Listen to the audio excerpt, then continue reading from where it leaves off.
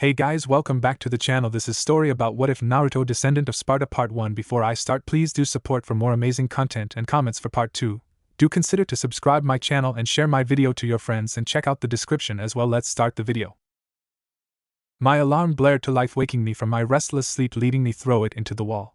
Rolling out of bed, I took a look around my apartment and saw my drawer where my uniform was laying on and my desk where my book bag was sitting. I jumped into my bathroom and took a quick shower and changed into the school uniform. It was a black jacket with a white shirt underneath it and a pair of blue pants along with black sneakers. My blonde hair was spiked up and my blue eyes were shining like the ocean. I had a tan complexion, so I looked more like an American than an Asian, even though I'm 100% Asian descendant. After eating my breakfast, I looked at my picture hanging on the wall with the kids from the orphanage I grew up in. Next to me were many of the kids that grew up in the orphanage, but some of them were moved to a branch in England, so I never saw them after that.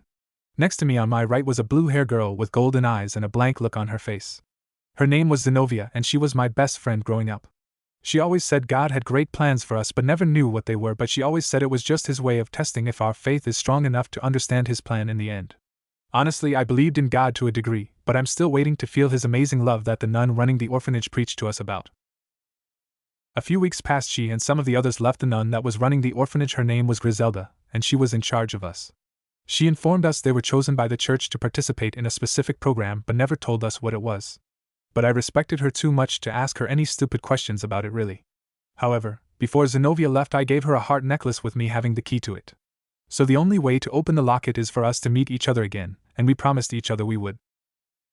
She told me she would wait for me no matter how long it was, and no matter what happens we would still be best friends till the end. After looking at the picture, I turned to my door and walked out of my apartment after locking the door. I lived in a pretty nice place, nothing fancy really, but it was cheap and clean, so who was I to complain? Luckily, I got a part-time job in town serving as a waiter, and I was very popular at the restaurant, so I tend to have a lot of tips to cover my apartment rent and food costs. Honestly, I would never tell anyone I know at school where I worked, but I wasn't exactly embarrassed by it, but it was something the school didn't need to add to my harsh life. In my school, I'm considered lower than shit, and that was saying something considering there was a group of perverts on campus that people preferred over me, even though they peek on girls changing. This all started after I tried to make friends with these 3 girls from the occult research club and was treated as shit for it. All the girls pretty much said I was an orphan loser and I shouldn't bother them about being their boyfriends. Honestly, I didn't even want to be that. It would have been nice, but still.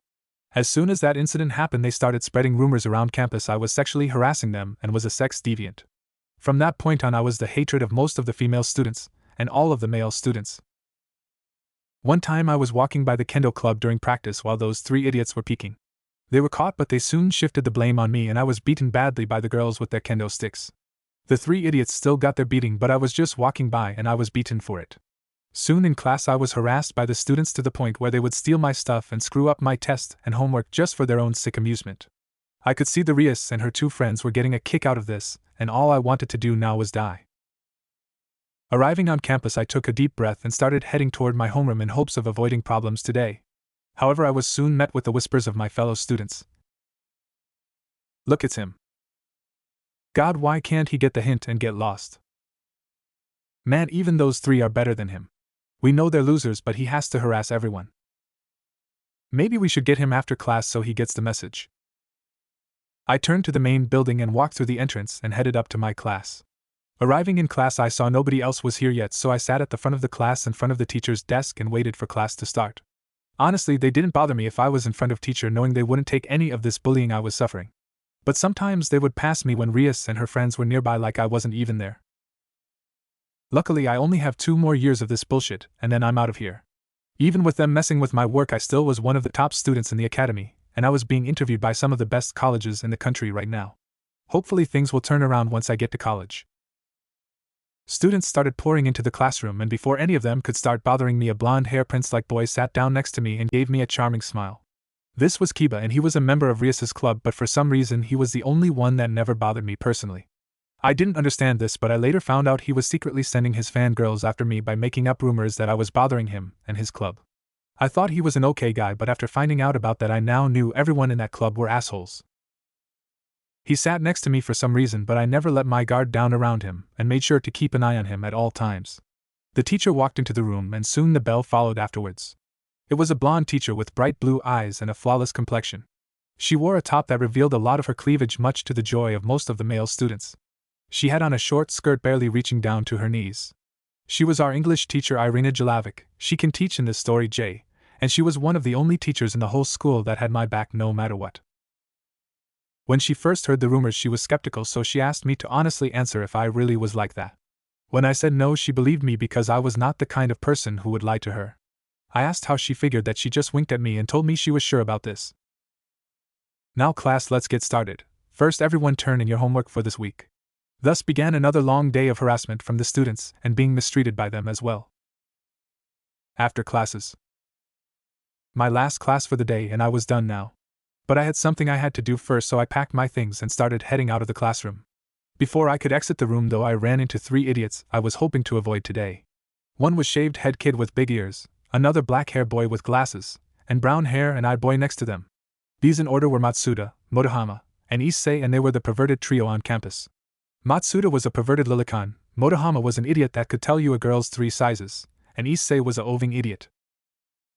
Out of everyone on campus, they were the most likely person to harass me because they were viewed as better than me, so by default they are seen beating me up. They are considered popular, thus leading them to their own harems. However, this was their idea, but honestly it would never happen, and I kicked their asses after every time they picked a fight with me. I already have an extensive study in martial arts, and using swords of different kinds, so this was nothing compared to my teacher Griselda. First Issei approached me from my right, and then his 2 friends came at me from my left. They surrounded me in the hallway with other students watching to see what happened. Really, it was a lose-lose situation for me because no matter what happened I would become the bad guy no matter what. Fight back and it becomes me bullying them, and if I get beat by them I'm then mocked for being weak. Really no way to come out on top in this situation. First Matsuda lunged at me first with his left arm extended in a sloppy punch, but I dodged out of the way of it and tripped him. He went face first into the floor, then his friend Motohama tried to sneak up on me, but I quickly ducked under his punch, and with a spin sent my knee into his stomach, causing him to hunch over. Finally Issei charged at me with a battle cry, but I quickly sent a spinning back kick into his chest, sending him to the ground with the wind knocked out of him. The 3 were groaning in pain, and all I could do is sigh. Don't you idiots ever get tired of this? Issei looked at me with a fire in his eyes. Never. If we beat you, then the girls will flock to us for taking out a major sicko on campus. I looked behind him and then back to him. So what you're saying is that you only fight me so you can get the girls naked, is that it? Yes, with that we will finally have our own personal harems. I looked over at Matsuda and then rolled my eyes at him. Is that so, you stupid brats? The 3 boys froze in their spots and slowly turned around to see a teacher they feared. This teacher had long red hair reaching down her back and brown eyes that were showing her anger right now. This was Ms. Urza Scarlet, and she was the head of the cooking class, and she was known pervert hater. She is also the only other teacher that doesn't believe the rumors about me and is the only person that actually talks to me about my day on her time off. Well then, let's take this point of view of yours to the headmaster now, shall we? Whining in protest, she grabbed the 3 boys by the back of their jackets and started dragging them through the hallway with a thud in her step caused by her high heel shoes. I turned around and started down the hall, ignoring the usual banter of my fellow students of how I got them in trouble on purpose. Some of the girls were disgusted with their antics, but they hated me more. They weren't willing to give me sympathy. After walking across the building, I arrived outside the student council room. The president wanted to see me for our scheduled chess match. I met the president when I was hiding out in the music room one day to avoid my problems. There was a piano there and I started playing it, and soon it drew Sona, the school president's, attention. She asked me what I was doing in here, and I explained my situation to her, and also told her that I saw the piano and wanted to play it. Sona understood this and told me that as long as I was only here not during one of my classes, then it was fine, and she enjoyed my music and wanted to hear more of it. So I started playing more for her enjoyment, and before I knew it I had the entire student council listening to me. So on after classes were over, I paid them a visit and helped them out with anything they needed and would go a few rounds with Sona in chess. Honestly, I thought Sona was perfect in beauty, considering she didn't flaunt it for everyone to see and didn't brag about it either. That is one of the things I hated about Rias, because she flaunted her large breasts for everyone to see and then got upset when people stared at her chest too long. Sona, however, didn't need to flaunt her beauty, and even though she didn't have as large as Rias, she had a certain beauty that made her more attractive to me. I knocked on the door and someone said enter. Walking into the room, I saw Sona was alone with her friend Tsubaki. Sona had a black hair bob cut along with deep purple eyes that looked like amethyst. She didn't have a large chest like most girls, but she was well developed, along with her having an amazing figure. She also was wearing a pair of purple glasses on her face, which I think drew more attention to her eyes. Tsubaki, The girl next to her was similar in many ways, but she had long hair that reached down her back and one eye that was brown and the other was violet. She was also wearing blue glasses, but they were square-shaped instead. The other key difference was that Tsubaki had a huge chest that could rival even Rias's in just sheer size. Both girls were looking at me with small smiles on their faces, which was unusual for them considering they are usually very straight-faced. Sona was sitting behind her desk and she had a chessboard set up for the two of us to play on. So putting my bag next to my seat, I sat down and greeted both of them.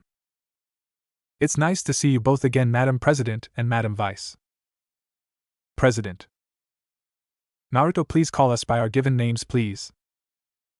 "Of course, sorry about that, Sona, Tsubaki." They nodded their head. And Sona made the first move. The game was fast and intense to the point that Eve Tsubaki was silent, watching every move we made. Every time Sona made a move to block me, I countered it by either moving into another place to threaten her king, or to take one of her pieces.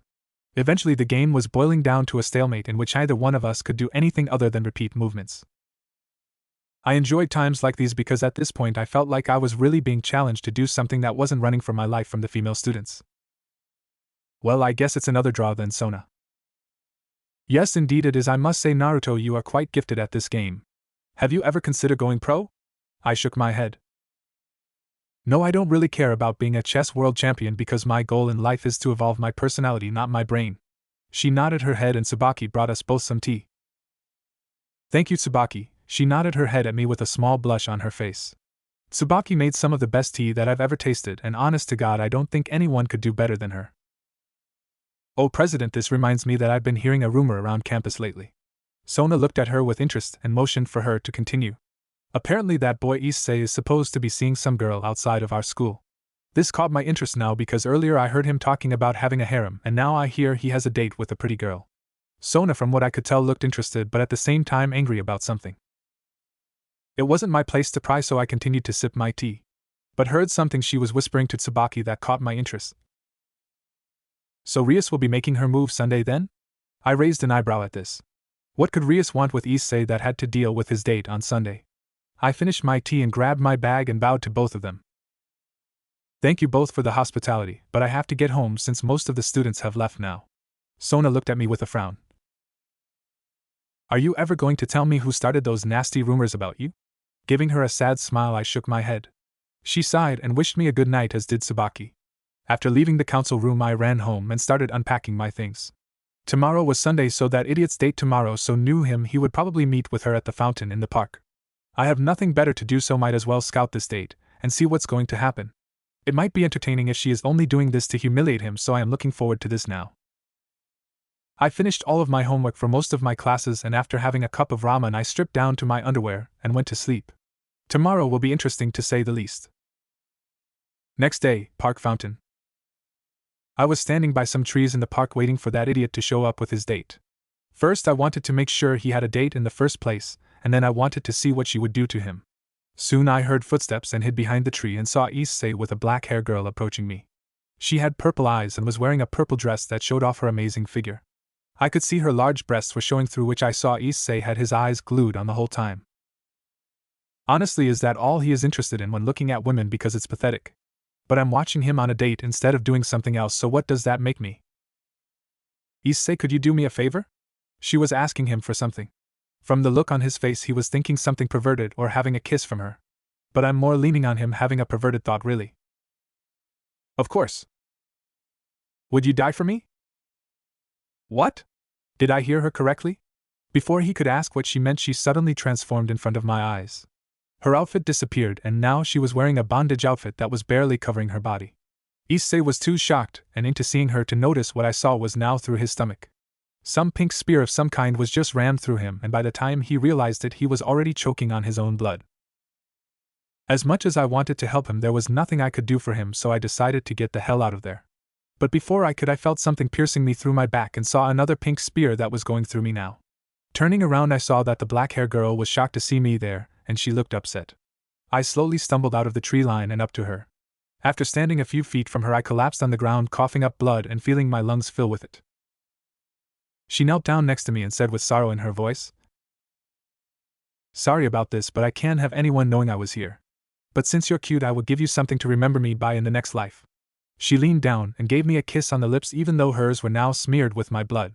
I looked at her with shock in my eyes and she said, "No matter what people say about us, that was my first kiss, and from your expression that was yours too. I will treasure it forever." With that said, she flapped her wings and disappeared into the night, leaving me and Issei to die there. Suddenly there was bright red light, and out of it came Rias with black like bat wings coming out of her back. She looked down at Issei and said, "I won't let you die here, my cute little servant." With that she brought out 8 glowing pieces and they floated into Issei's chest, healing him on the spot. But he passed out from the pain, leaving her with him being unconscious. I turned over and coughed up some blood, causing Rias to look at me. When she saw who I was, she just frowned at me and said, "Well, I guess this night isn't all that bad. At least the world will be better off without you in it." She grabbed Issei and teleported away, leaving me to die and with tears running down my eyes. Who the hell did she think she was, telling me something like that? All I wanted was to be her friend, and this is how she treats me? No more. I will never care for her, and hope that she suffers for everything she has done to me. All I could do was cry, knowing I would never know what really happened to my parents. I failed to keep my promise to Zenobia, and I would never see Sona and the council again. So I made one final wish for this life. I wish I could live so I could ask Sona to be my friend. With that I felt my world start fading, but before I lost consciousness I saw a blue light flickering next to me. I hoped that it was someone here to help me. Then my mind went blank. Sona's POV. It was a good thing that I had Tsubaki slip a summoning seal into Naruto's pocket, otherwise I wouldn't be able to find him. I had a funny feeling Naruto was going to watch Issei's date to see what would happen, and knowing Rias, this would most likely put him in danger. Why she was so cruel to him I don't know, but I know from now on I would not put up with it. Looking around, I was standing in the middle of the park next to the fountain looking for Naruto. I heard a cough and turned to see something that terrified me. Naruto was lying on the ground with a large gaping hole in his chest. I rushed over to him and checked his pulse and could feel he was still alive by the slightest margins. Looking around, I saw that there was another pool of blood, and if I had to guess, it belonged to Issei. Which means Rias was here earlier, and that meant instead of healing Naruto to where he wouldn't die, she left him here to die. Oh, I was going to give her an earful along with telling my sister and her brother about this. Not only that, also about her bullying of him and manipulating the teachers and students to attacking and embarrassing him daily. While her brother was loving and caring, he didn't put up with pointless abuse, which is what she was putting Naruto through. Why is a mystery, but I knew for a fact there would be repercussions for all of this. Now, however, I needed to recruit Naruto before it is too late. So I started using my remaining pawn piece, but it was not strong enough to revive him.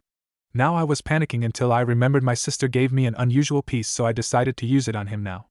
The piece looked like a king piece, only it had some kind of wings on it. Placing it on his chest, it glowed and sunk into him.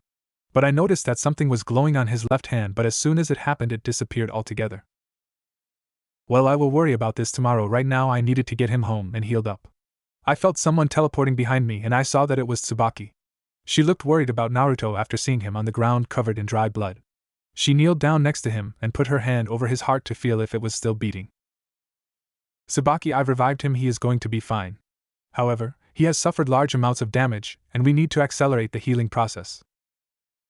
"I understand, my king. I shall do it then." I raised an eyebrow at this because Tsubaki didn't even want to touch Saji, let alone any of the other members of the peerage.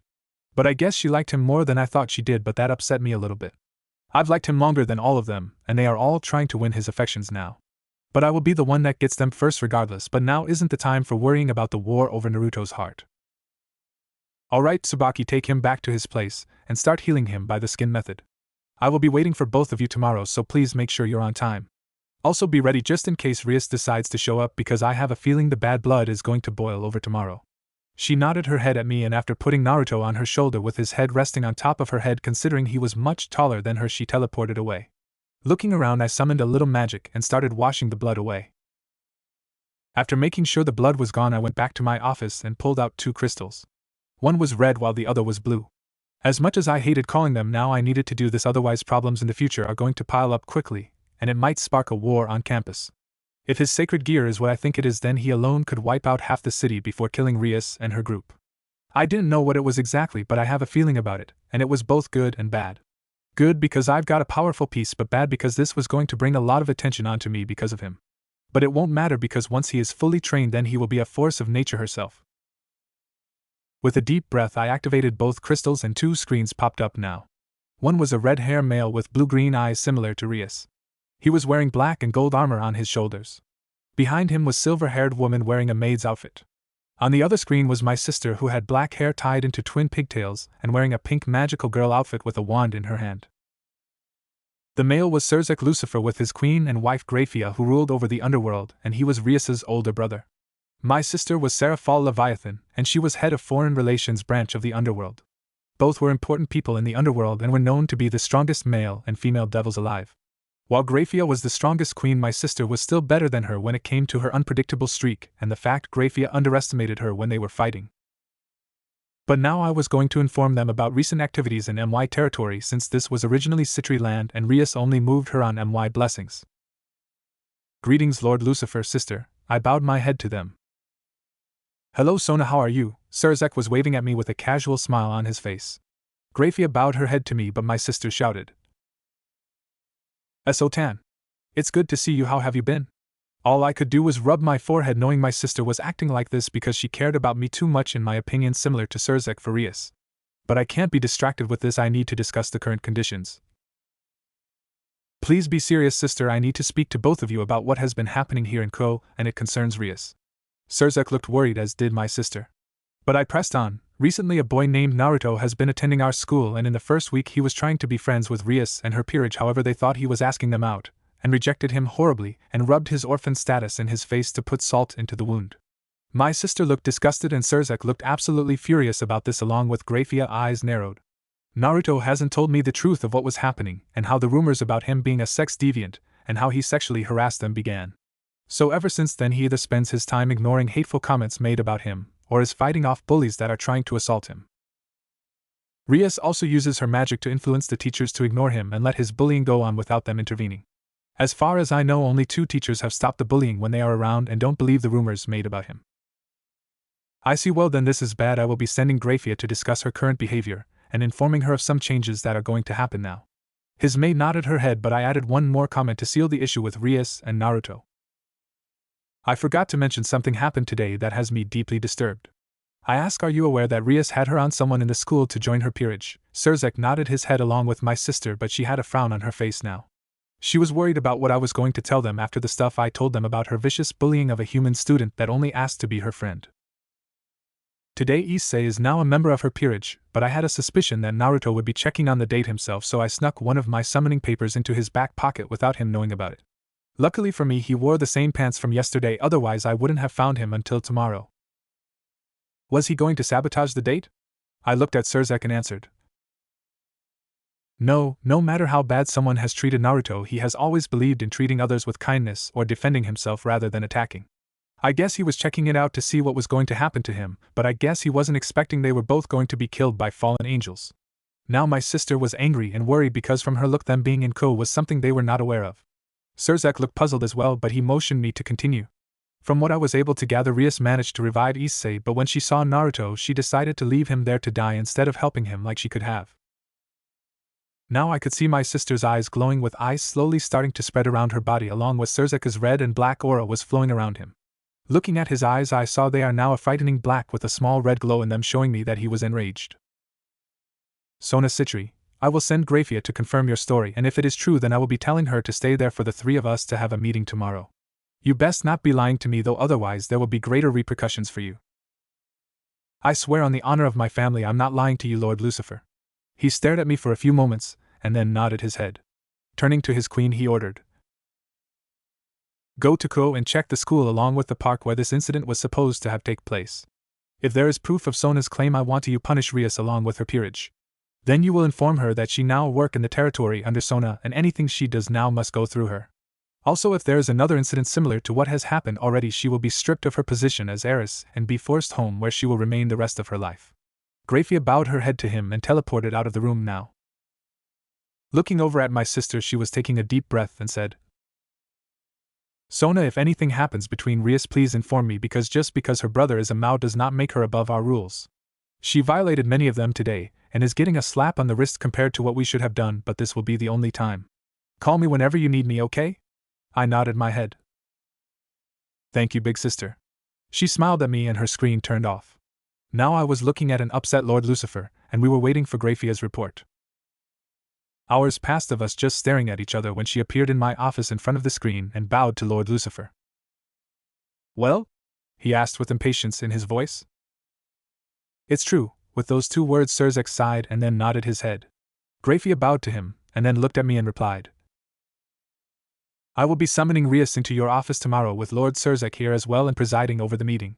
We will explain our anger to her, and she will be given her punishment here, and she will be informed of you gaining full control of the territory as well.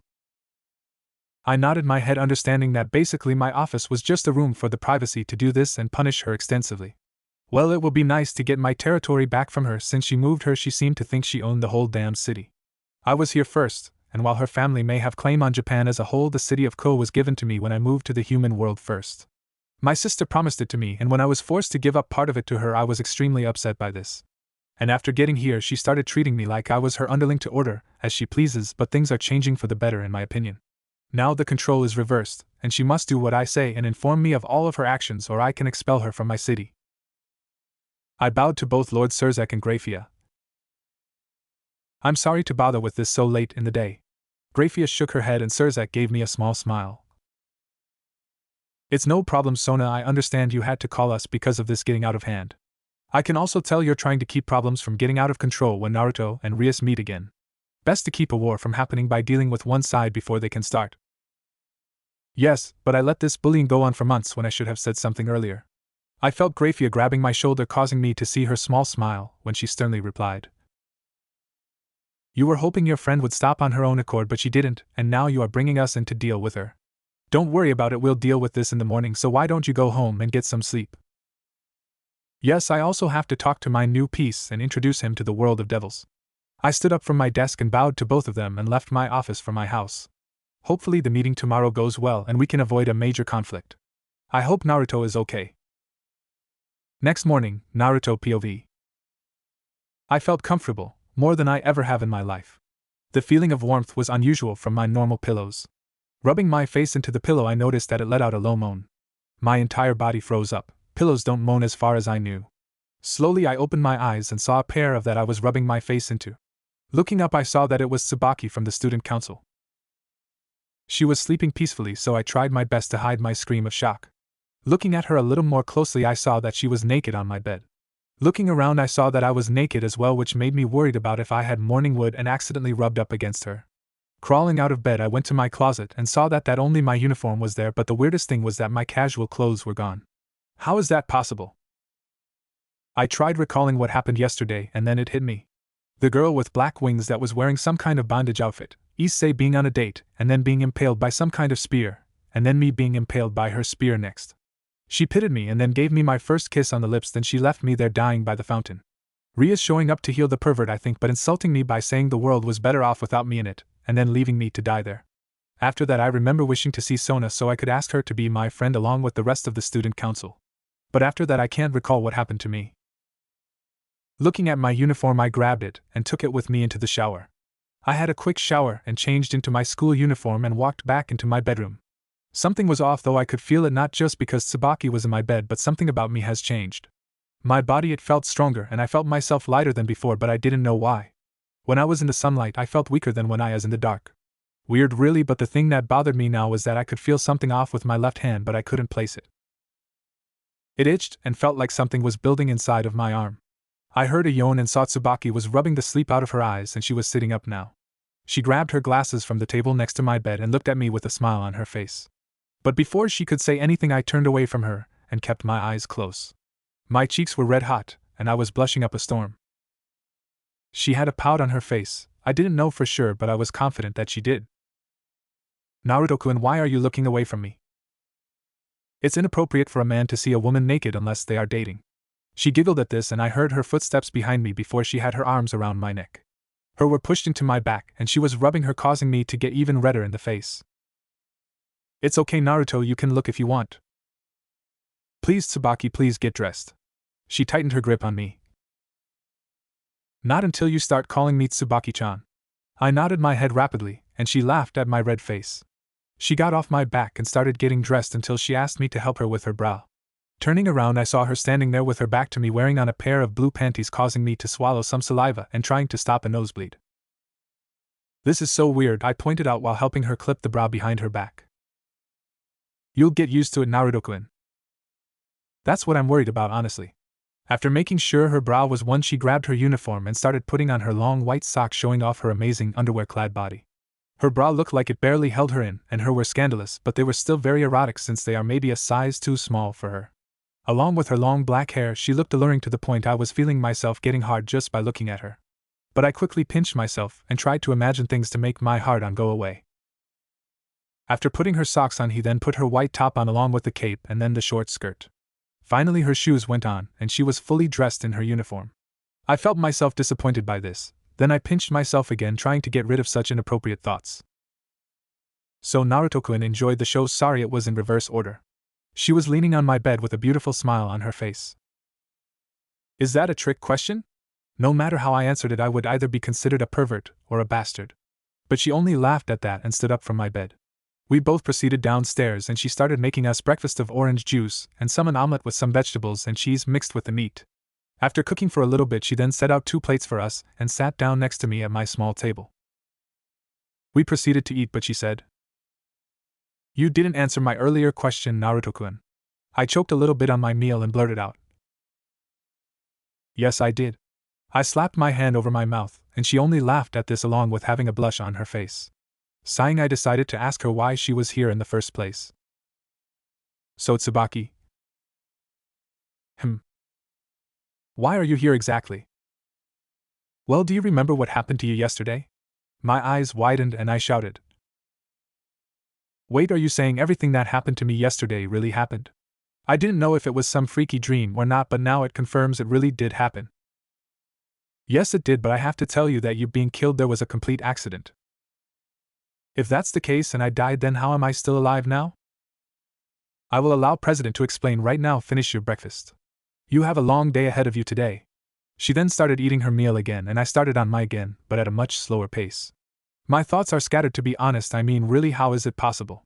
That girl killed me and now I'm alive, even though I had a gaping hole in my stomach.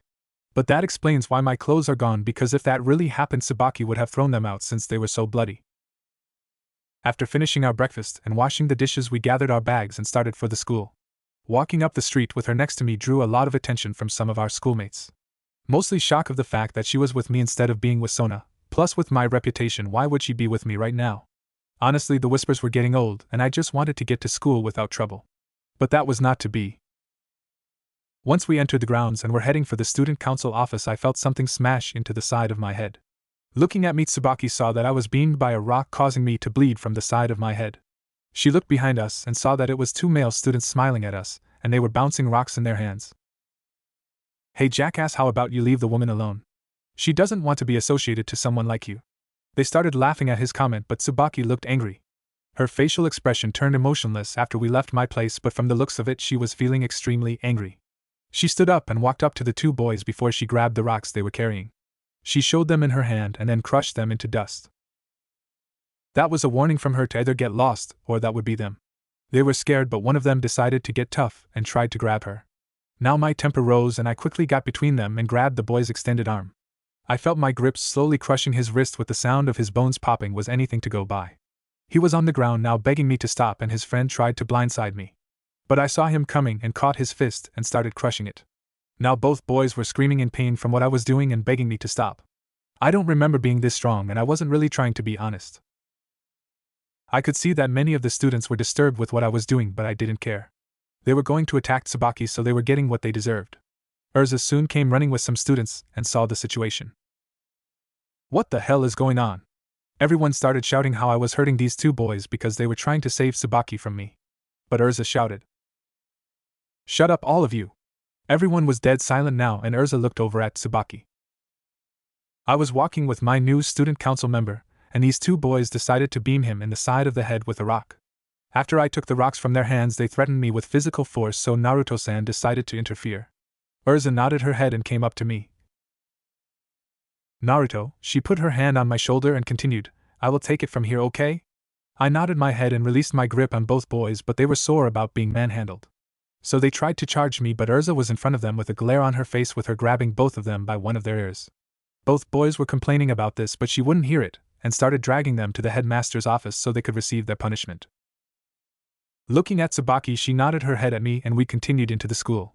Thinking back to the situation, I remember hearing her say something about me being a student council member. Me seriously, I mean, that was insane, really. I never agreed to it, but I guess in theory it might have something to do with me still being alive. So I would go along with this just so I can get a better understanding on what was going on now. Especially if she explains what the hell happened to me yesterday along with the woman who had black feather wings. Arriving at the student council room, we could hear some people talking on the other side, and one of them was shouting. How this wasn't hearable in the hallway I wouldn't understand, but it sounded intense. Soon the door was slammed open and out of it came Rias, who had an angry look on her face. When she saw me, her anger peaked, and she started making a move for me. But Tsubaki got between her and me, and she was growling at her. Before things could escalate, a sliver-hair woman wearing a maid's outfit came out of the room and grabbed Rias by the shoulder. She looked at her, and saw that she was shaking her head and motioning her to leave. Rias looked back at me and said, "Watch yourself, orphan Sona won't always be there to protect you." Then she started stomping away with the silver-hair woman watching her with disappointment in her eyes. Tsubaki looked at me with concern, but I gave her a reassuring smile. The maid bowed to us and said, "I apologize about Rias's behavior, Tsubaki and Naruto." I raised an eyebrow that she knew my name, but if she knew Sona, that meant she must have told her. "Lady Grayfield, what brings you here?" "Problems with Rias and her recent actions as of late. Don't worry, they have been settled and she is now on notice." She turned to me and gave me a small reassuring smile. "If she bothers you or tries anything against you, please let Sona know and I will deal with her, okay?"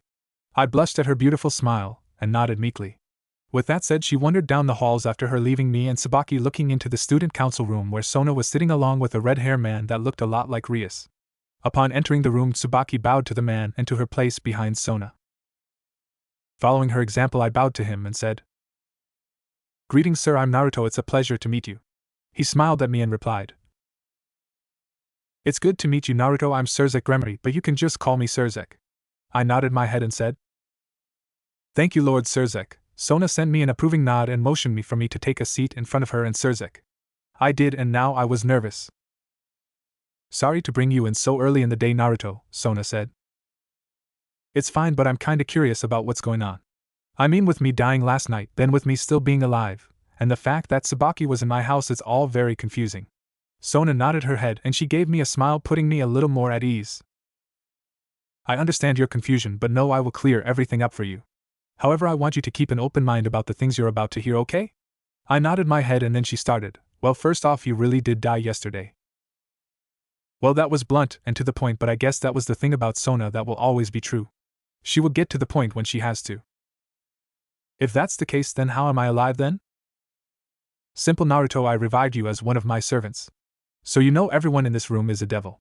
With that said, she sprouted out the same bat wings that Rias had last night along with Surzek and Tsubaki. I was freaking out a little bit, but she told me, "You have a pair as well." Now I looked at her like she was crazy, but I imagined wings out of my back, and soon I felt something coming out of my back. Looking behind me, they were wings all right, but something was off about them. They weren't like everyone else's wings, but they seemed to have a different shape and size. Mine looked more like a pair of angel wings, but they were leather-like in texture, and no feathers as well.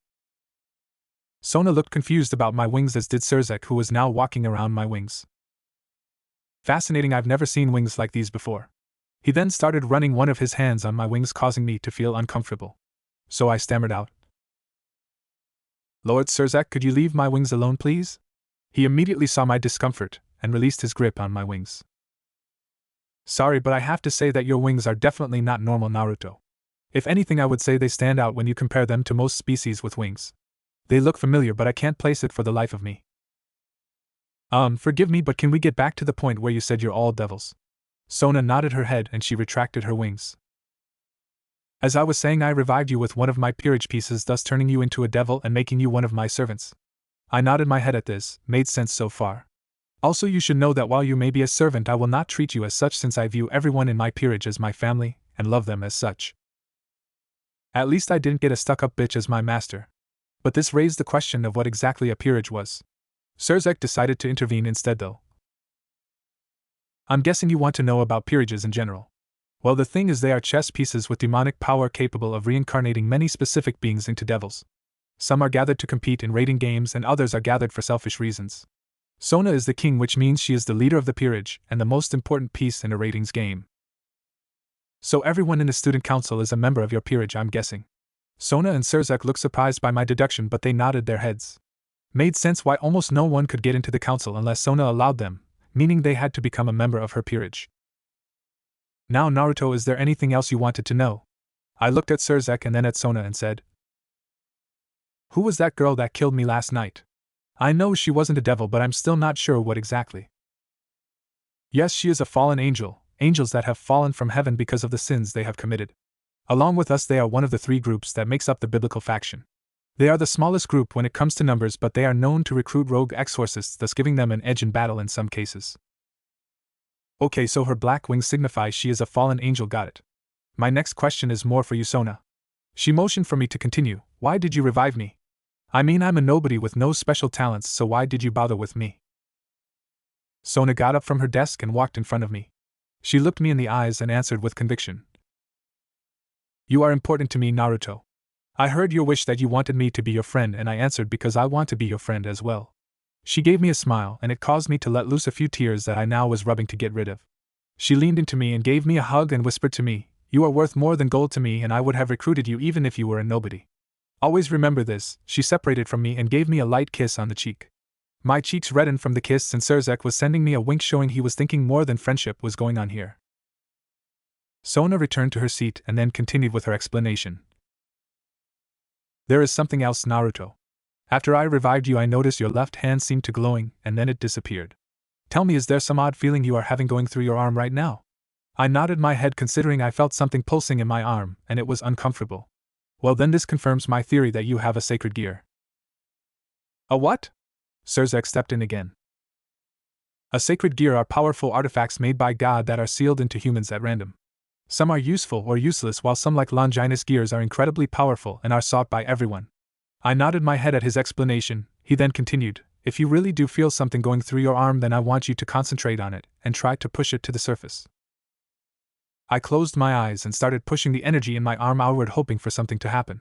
Soon there was a bright red light, and on my left arm now was a red gauntlet that had a green jewel in the center. It came up close to my elbow, showing off a golden design along the arm length.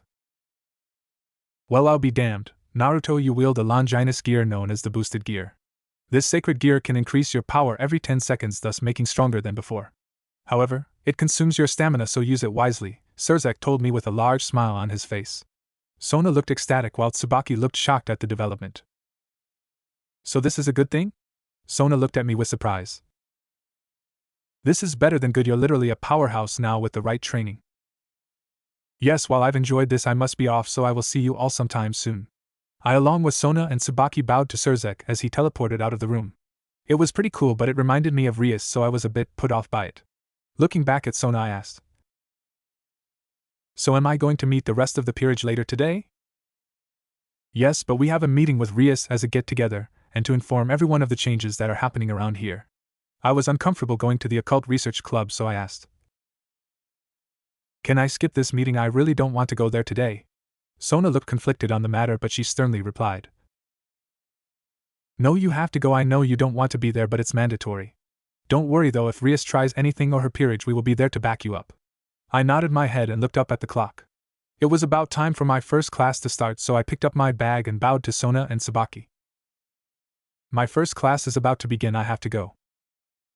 Very well, but please note the meeting is after classes are over. I nodded my head and headed out of the council room and started for my homeroom. Nothing could bring me down now, so I couldn't hear the kids making rumors about what I did to the 2 boys earlier today. End of school day. I was standing next to Tsubaki with the rest of the peerage behind us, and Sona in the front. Among us was a blue-hair girl that looked like a tomboy, and she has blue eyes. Next to her is a white-hair girl with a large chest and blue-green eyes who was in front of brown-hair girl and twin pigtails. Next to that girl was a girl with reddish-brown hair and brown eyes.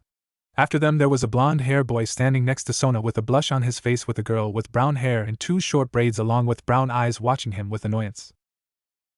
From what Sona told me, this was most of her peerage assembled.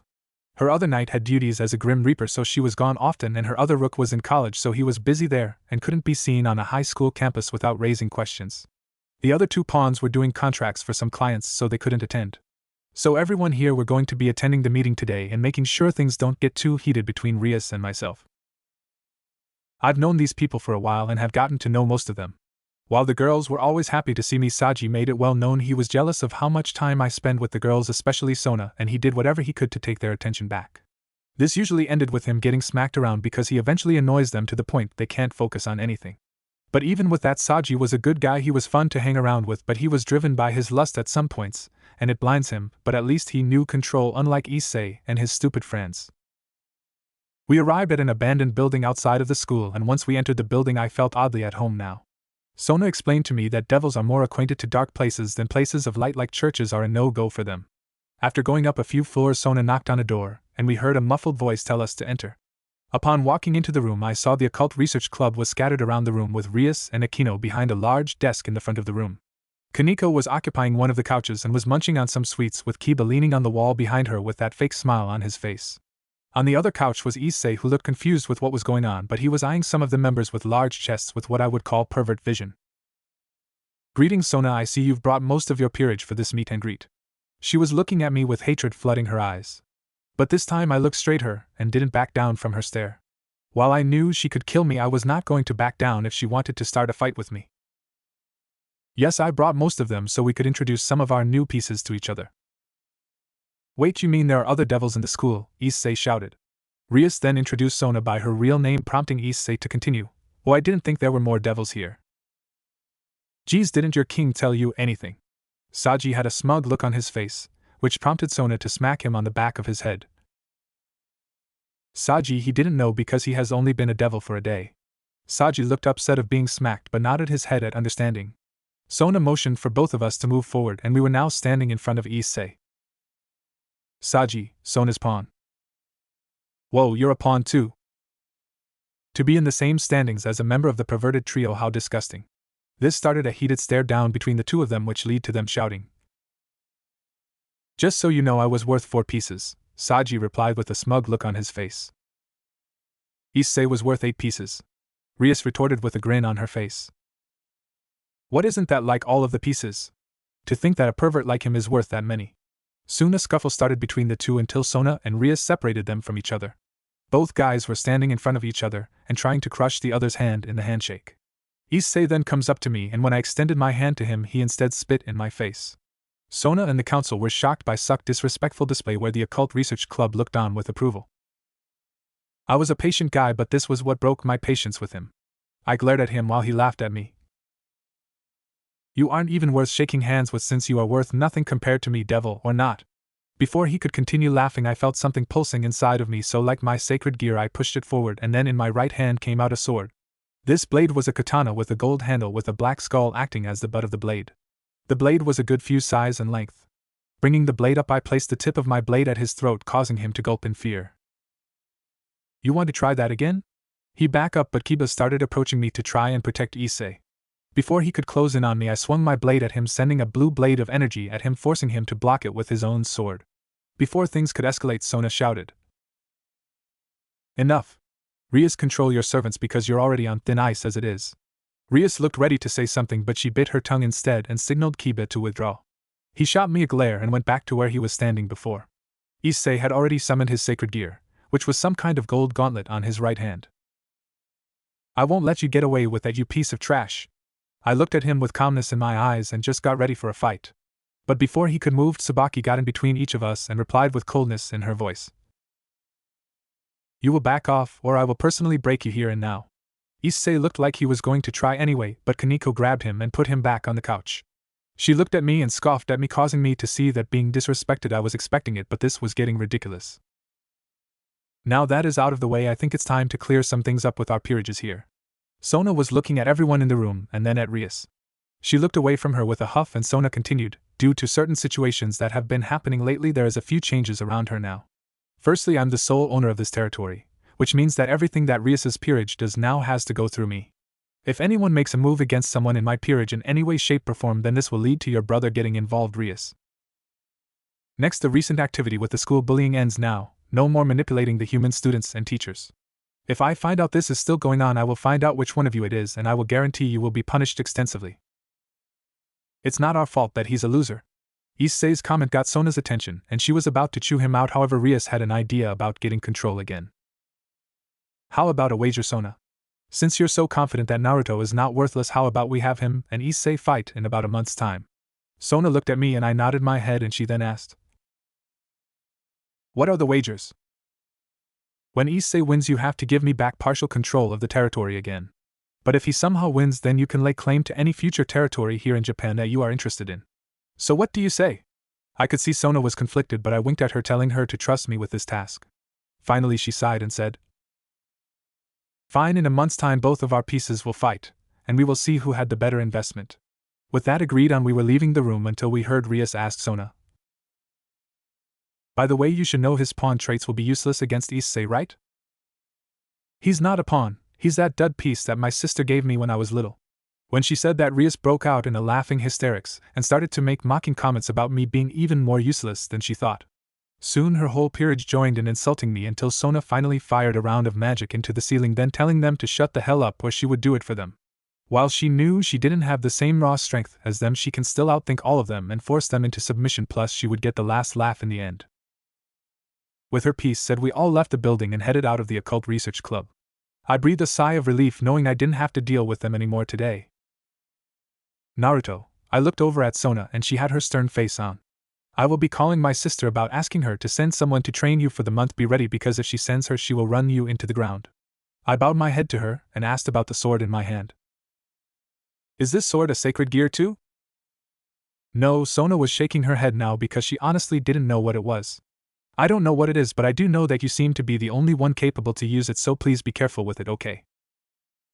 "I will, President, but if you'll excuse me, I have to get home and work on some homework and get some sleep for my training tomorrow." "Alright, good night, Naruto."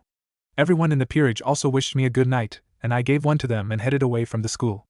I was tempted to use my wings to get home quickly, but I wanted the exercise, so I just ran home.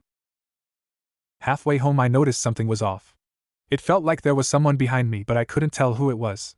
They were hiding themselves from my natural senses, but I could just feel them behind me thanks to my new enhanced senses. Stopping about halfway to my place, I spoke loudly. "I know you are there, so please come out." Hearing a rustling noise in a nearby bush, I saw a young girl emerging. She resembled a small child that was wearing a single tight black outfit with a cut around the center of the outfit. On her arms was black belts that were wrapped, two for each arm. The first set were by her shoulder, and the other set was below her elbow. Her top and leggings she was wearing were black and white in color, with diamond-shaped figures going out from her leggings and connecting to her top. She was not wearing a skirt, so I could see the flimsy panties she was wearing that buried in her ass and only barely covered her crotch. I noticed she had two more belts, one around her neck that was hanging loosely, and the other was wrapped underneath her chest. Her face had two stitch scars running down both cheeks, and her hands were wrapped in tape. She was wearing purple heel shoes to go with her outfit. Her features are what intrigued me, because she had short white hair that spaced outward, and she had bright green eyes along with a blank look on her face. She was carrying two purple and black daggers in her hand that were shaped in an odd way, with a black handle with a circle in the bottom of the blade that extended straight up. On her back she had a pack full of daggers and different small-shaped cutting tools. Overall she looked intimidating, but she also looked like a pint-sized assassin. "Well, hello there, young lady, who might you be?" Instead of answering me, she threw two small daggers at me, causing me to dodge them. But she immediately closed the distance between us and brought out her two daggers to attack me. I jumped away from her attack and summoned my sword. While I wasn't versed in using a sword, I still knew enough from my lessons for Griselda how to use the basics of the sword. So I managed to block her attack and send her back a few feet. She charged me again with one dagger held in a reverse grip, and the other one she was swinging with downward. I brought my sword up to meet her slash, and then I skid my blade across hers and brought it down to block her second dagger's attack. After doing that, I pushed her blade off of my mind, causing her to fall backwards slightly. But she quickly recovered and she rotated the blade in her hand and brought it in a side slash. I dodged the attack by taking a step back and then lunged at her with my blade going for her throat. But she quickly leapt over me, then spinning like a tornado she was brought her daggers down in a spinning motion. I blocked her multiple attacks, but I soon felt her feet plant themselves into my face, kicking off me and sending me backwards. Her kick hurt like hell, but I recovered quickly and sent a kick of my own into her chest while she was still in midair. This time she went flying into a tree, crashing into it with a thud. She slumped over for a second but then sprung back to life. She charged at me with her two daggers following behind her. Leaping into the air, she brought both of her blades together in a diagonal twin slash and aimed for my head. But I ducked under her attack, and when behind her I swung my blade at her back, but she spun around quickly and blocked my attack with both of her blades. Sparks flew from the impact, and after our blades crossed each other she landed in crouched position. She then went for another blade in her bag and threw it at me, but I dodged it. However, she now was in front of me with both of her blades at the side of my neck with her legs wrapped around my back. Checkmate. Her voice was quiet, but it sounded more like a child with a form of corrupted innocence in it. Like a child of war, I guess is the best way to explain it. I waited for her to cut off my head, but she just kicked off my back and landed on the ground. She put her daggers at her side and was now staring at me with the same blank look from before. I turned to ask her what the hell that was about, but she said, "Mid-class?" "Okay, hold up, what's going on?" I asked her, and all I got was a slight tilt of her head. "I was testing you." "Okay, but by whose orders?" She just blinked at me, but then she had a moment of realization. She bowed her head at me and answered, "Apologies, I'm Jack the Ripper. I'm a member of Sona's peerage. I'm her pawn. I'm also the one that tests out all the new members to see where they stand and what they need to be taught." "Wait, are the Jack the Ripper from England, the most notorious serial killer in history?" She nodded her head, making me wonder how old she was exactly now. But that was something for a later time. I wanted to know how I did, considering today is my first day. "Okay, so how did I do?" I was curious now. If she was the one that tested everybody, that meant she must be really strong. Made sense. I could barely keep up with her speed, and she showed versatility when I hit her or blocked her attacks. She also had enough sense to change her tactics when she noticed the first strategy wasn't working for her and moved on to a different strategy altogether. I would say you are about mid-class as far as skills go. You are well versed at the basics of using a sword in close-quarter combat. However, you are still unused to facing foes who are using magic, and you are unable to use your own magic or sacred gear. I nodded my head at her evaluation. It made sense, really. However, she continued, "Out of everyone that I've tested, you are definitely the best I've seen coming in. However, how you work to increase your strength will be on your determination to improve. Watch me. Starting tomorrow, I will start training to get stronger no matter what. Sona is counting on me, so I can't afford to let her down." Jack nodded her head at me and then held out her hand, showing me a green gemstone. "I've recorded everything from this fight along with my evaluation and what you've just said. Now I will be sending this to President." A blue summoning circle sprung to life and a small bat flew up to her. She puts the gemstone in its mouth, and it swallows it before taking off.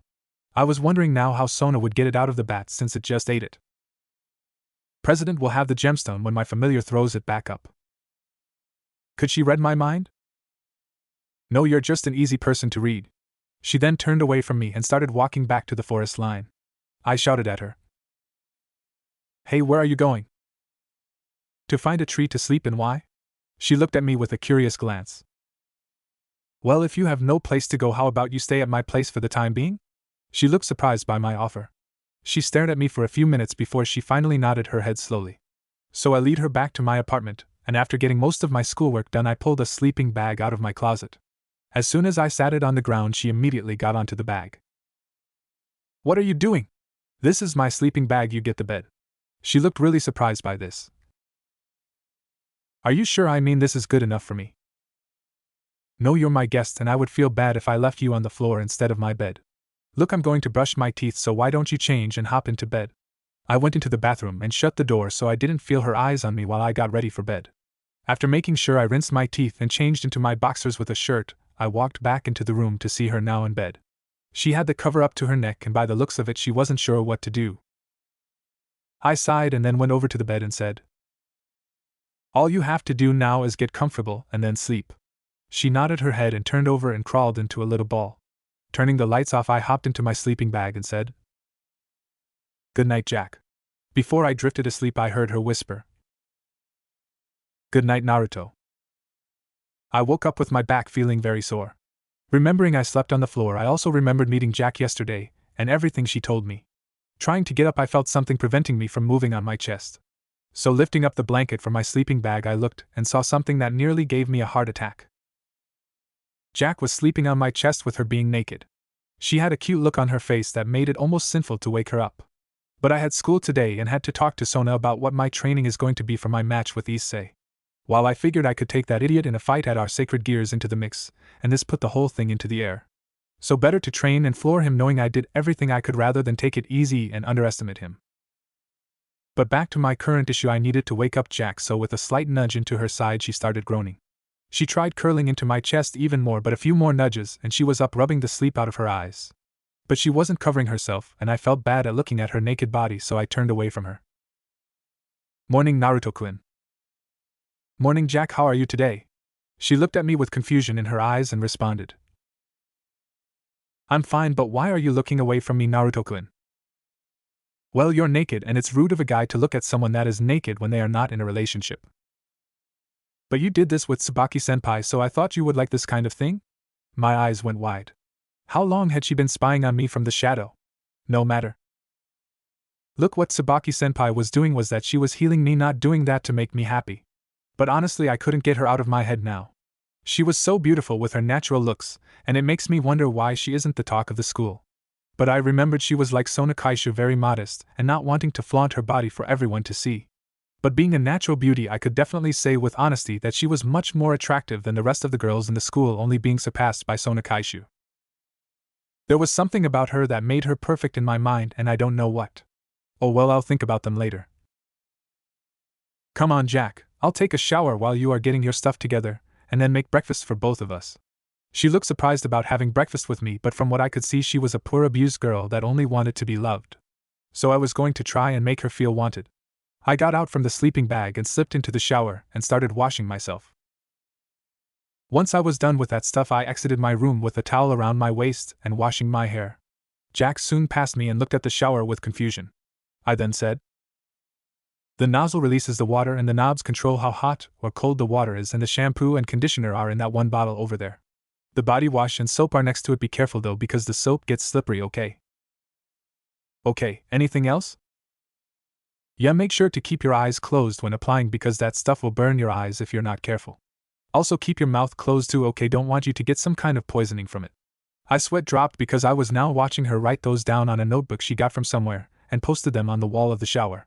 At this point she shut the door and turned on the shower, and this left me to change into my uniform and headed downstairs and made both of eggs and bacon for us today. Look likes I will have to go to store later today and get more food. Feeding people really wipes out your supplies when it is only meant for one person. I finished breakfast when Jack came downstairs, and surprisingly she was wearing the school uniform without the cape on it. "You're a student?" "Yes, I'm a first year." "So you are my senpai Naruto-kun, take good care of me." I nodded my head and she took a seat at the table, and I placed some food in front of her. She looked at me questioningly, and I gave her the nod. She had a gleam in her eyes now and started eating her food with almost a heavenly look on her face. I wasn't that great of cook, but I could make some good food when I actually tried.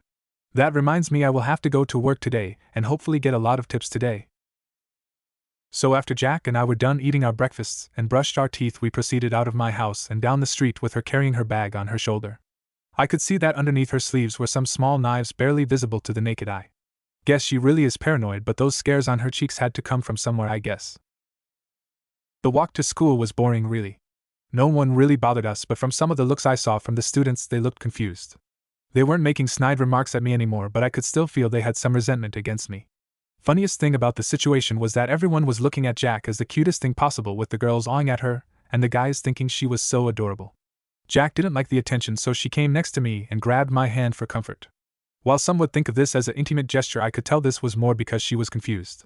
She wasn't sure how to deal with the situation of people cooing at her, so she wanted to grab onto something that was comforting for her. So I squeezed her hand to show I was here for her, and she calmed down slightly.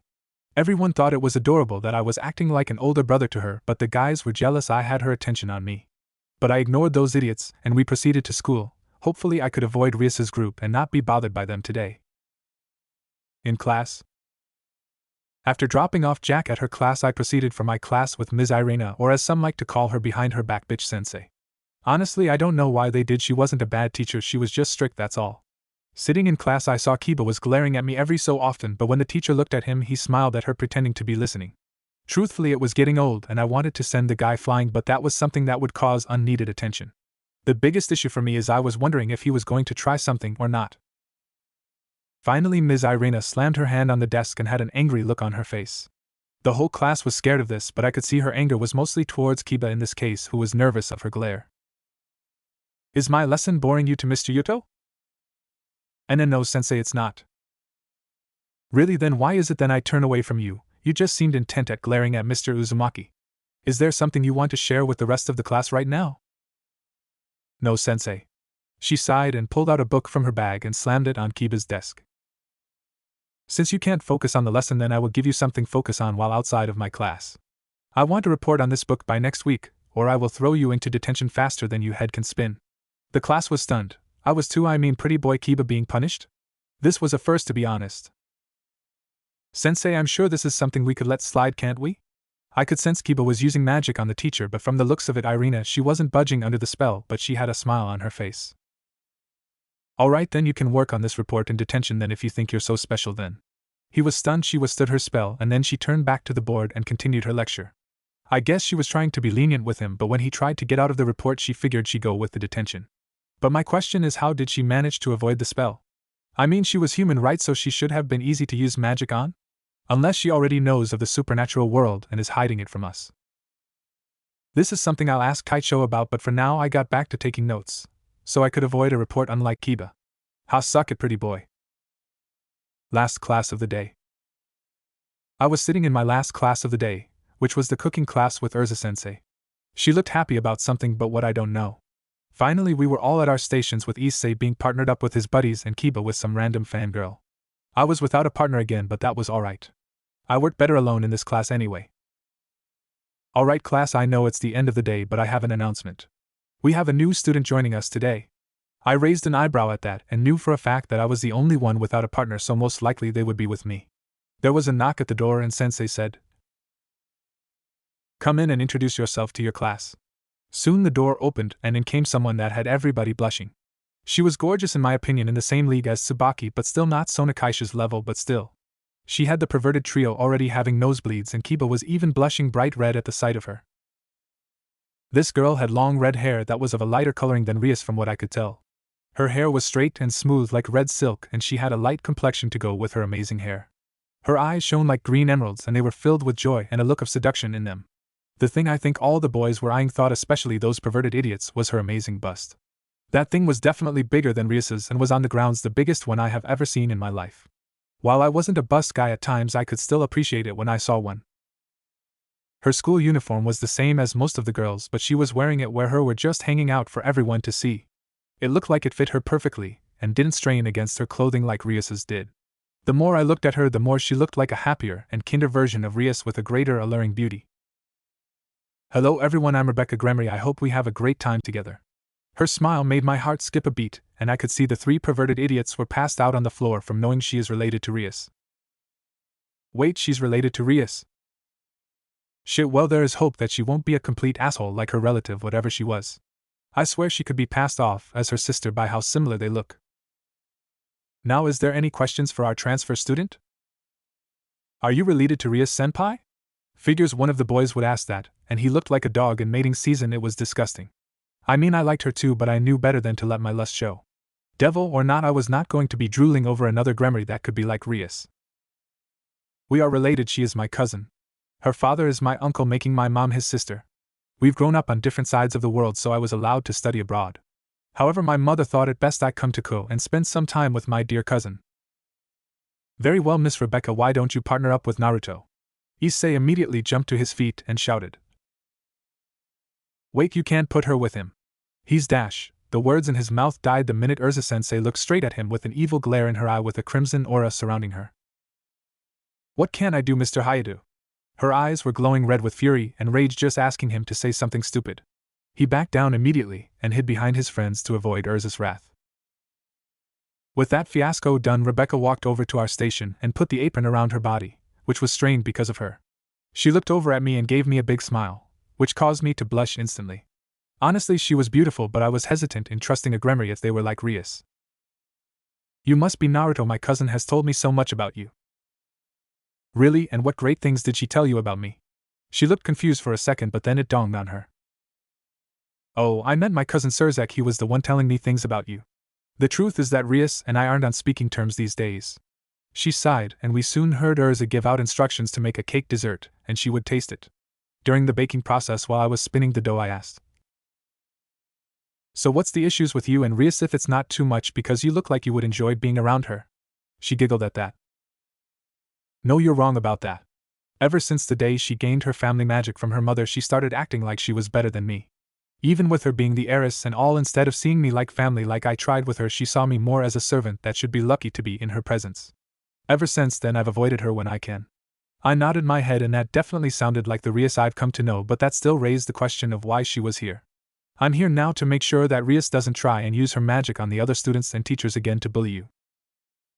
Now this was news to me, and I know I would have to ask my king about this later. But right now I wanted to get to know the girl next to me. Well, since we're going to be partners for the rest of class, why don't we get to know each other? Before you ask me out on a date, that is? She laughed when my face turned hot red and I was staring at the table. I was kidding, but I wouldn't mind going out with someone as cute as you, sweet thing. I blushed even more, but then got my composure back, trying to remind myself of the things I've seen already. Then I thought about a naked Tsubaki and my face went cherry red again. Trying to calm myself down, I imagined the most disgusting things possible. Kiba making out with Issei. That made me pale instead, and I just blocked it from my mind now. Looking back at Rebecca while the cake was baking, I started off. Well, I was thinking stuff like, do you have any hobbies? Oh, well, I love to swim and sometimes enjoy a nice book. I nodded my head and she asked, what about you, any hobbies? Well, not really, other than training with my sword and occasionally working at my favorite restaurant. Not much time for anything other than school, really. Oh, you work? I nodded my head. Where at? The Butler Cafe near Town Square. She had a small gleam in her eye, and then it was gone when the cake dinged. Everyone started turning in their desserts for the teacher to taste and see what their grades were. Kiba and his partner received a B only because part of it was burnt, and she wasn't happy about that. He looked like he wanted to protest this, but she gave him a flat look, and he shut up immediately. Issei and his friends made something, but I couldn't tell what it was. It was lumpy and black, and in some cases I saw it move to an inch in one direction. Urza barely even looked at it, and just said, F. But sensei, you haven't seen the design we put on it. She shrugged her shoulders and looked at it. Then she had a furious look on her face and said, F and detention for the three of you for inappropriate behavior in class, along with this disgusting design on top of your cake. They looked heartbroken, but hey, from what I guess they drew something to do with the human anatomy. Thus leading sensei to be pissed and giving them a failing grade for this and a detention to follow, really. She was going over everyone's desserts and giving them things that ranged from C's to B's. No one had managed an A yet, and it was nerve-wracking. Eventually she landed on our cake, and she looked at it with a gleam. I knew she loved strawberry cake because that was one of the first things she told us in class. It looked great, and she took a bite out of it, and her eyes glittered with excitement. Eventually she said to us, You both have earned an A for the lesson today, and if you two are willing, I would like to take this cake with me, and I will give extra credit for remembering I loved strawberry cheesecake. Rebecca giggled at her and nodded her head at this, and I smiled at her. She gave us a smile, then had a stern look after she turned back to the other students. The bell rang, and that ended the last class of the day, meaning I now had to go to Kaicho and talk to her about my training for the month and fitting it in with my job schedule.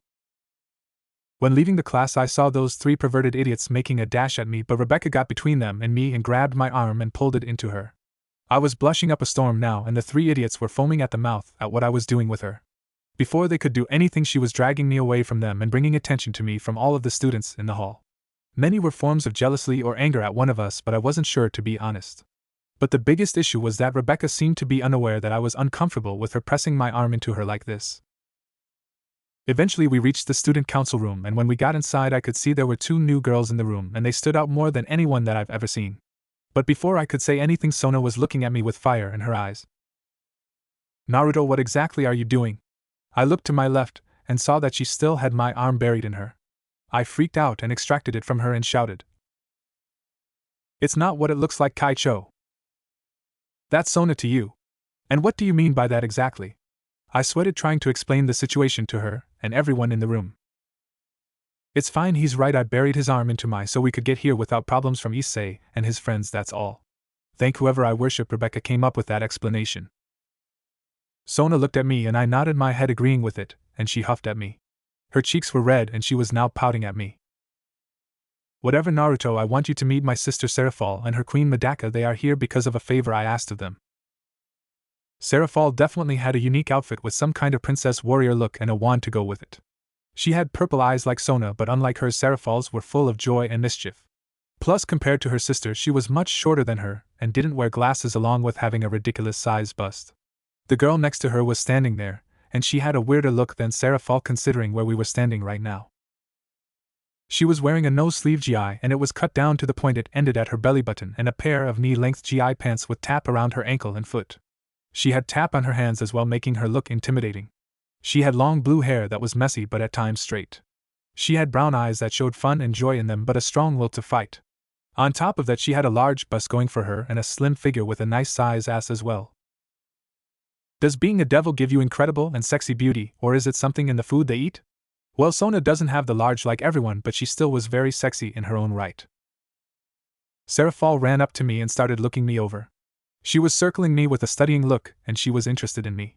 Behind me she gave my ass a squeeze, causing me to jump away from her and blush. But she was smiling at me and said, "I like you." Sona does have good taste in men after all.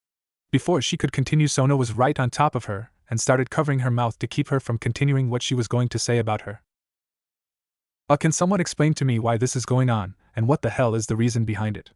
Sona finally got off her sister after a big struggle and replied, "We have wait for Rias to show up because there is something we need to discuss with her about the match." I looked at her with confusion, but before anything could be said, Rias walked into the room with Issei at her side. He was looking at the girls with lustful looks and was having a large nosebleed seeing Medaka standing there. She looked at him for a second and then turned away, showing no interest in him whatsoever. Rebecca stood in between Sona and Rias and said with authority in her voice, "Listen, there has been some confusion with the match that is coming up in a month, so let me clarify this. There will be no territory trade whatsoever in this case. Neither of you have the right to do this."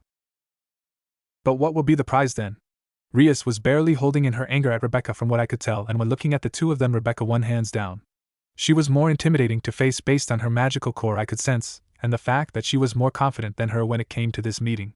She was surely the better of the two, and she had control and poise I've only seen in Sona. It was weird. "Well, obviously it's going to be this. The winner of the match gets a date with me then." The whole room was silent for a few minutes. Everyone was stunned silent about this proclamation, but Issei ended up breaking the ice by yelling, "Yes. I agreed to this prize. It's worth fighting for." I wasn't as hasty on this because I could feel my king's eyes burning to the back of my skull, telling me to think this through or there would be hell to pay. Weighing my options, this was better to fight for, that way there wasn't something extremely important on the line, plus I knew I would win, so there was nothing to worry about. But this would sure piss off my king, but it was the best thing I could do right now. I also agreed to the terms only because this is the easiest thing to fight for. The room was getting heavy with the deathly presence of my king, but I turned to her and answered, "Look, Sona, it's easier to fight for something like a date rather than risking something important to you like your territory." She paused to think about this and eventually consented to my point of view on this. But she wasn't happy about it at all, and the look told me there was going to be hell to pay for it. "Very well, then you two will fight for a chance to have a date with me. Good luck." She activated a teleportation circle and left the room, and Rias soon followed behind her with an irritated look on her face. Issei saw Rias leave and he quickly left the council room to go look for her. "Someone that couldn't even teleport, man, that's weak," Serafal eventually said. "Well, I guess it's time to get on with why I'm here then. You see, Sotan asked me to find someone to train with you for the month, and I figured my queen would be perfect for this, considering she has fought some of the strongest in the underworld and is known for training strong sacred gear wielders back in her early days.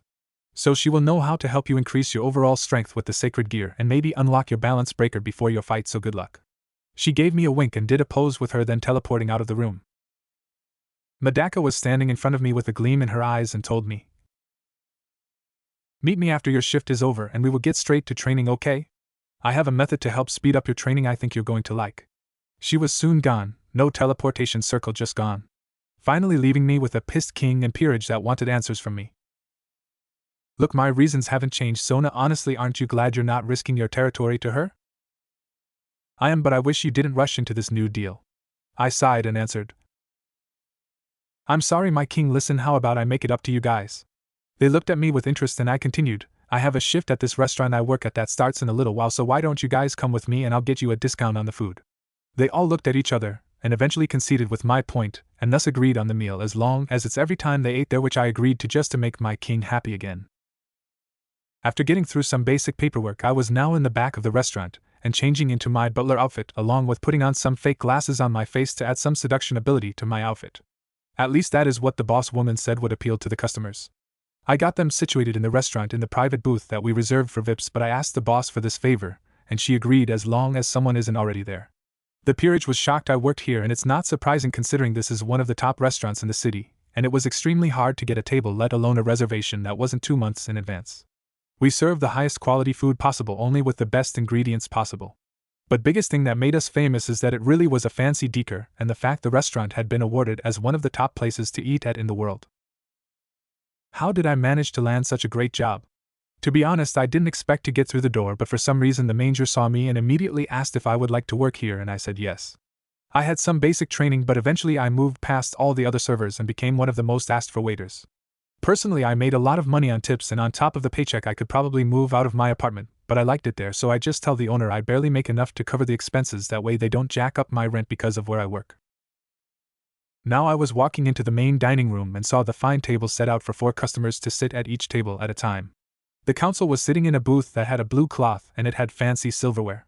Most of the girls were trying to hide because they felt out of place in this fancy restaurant by wearing their plain uniforms.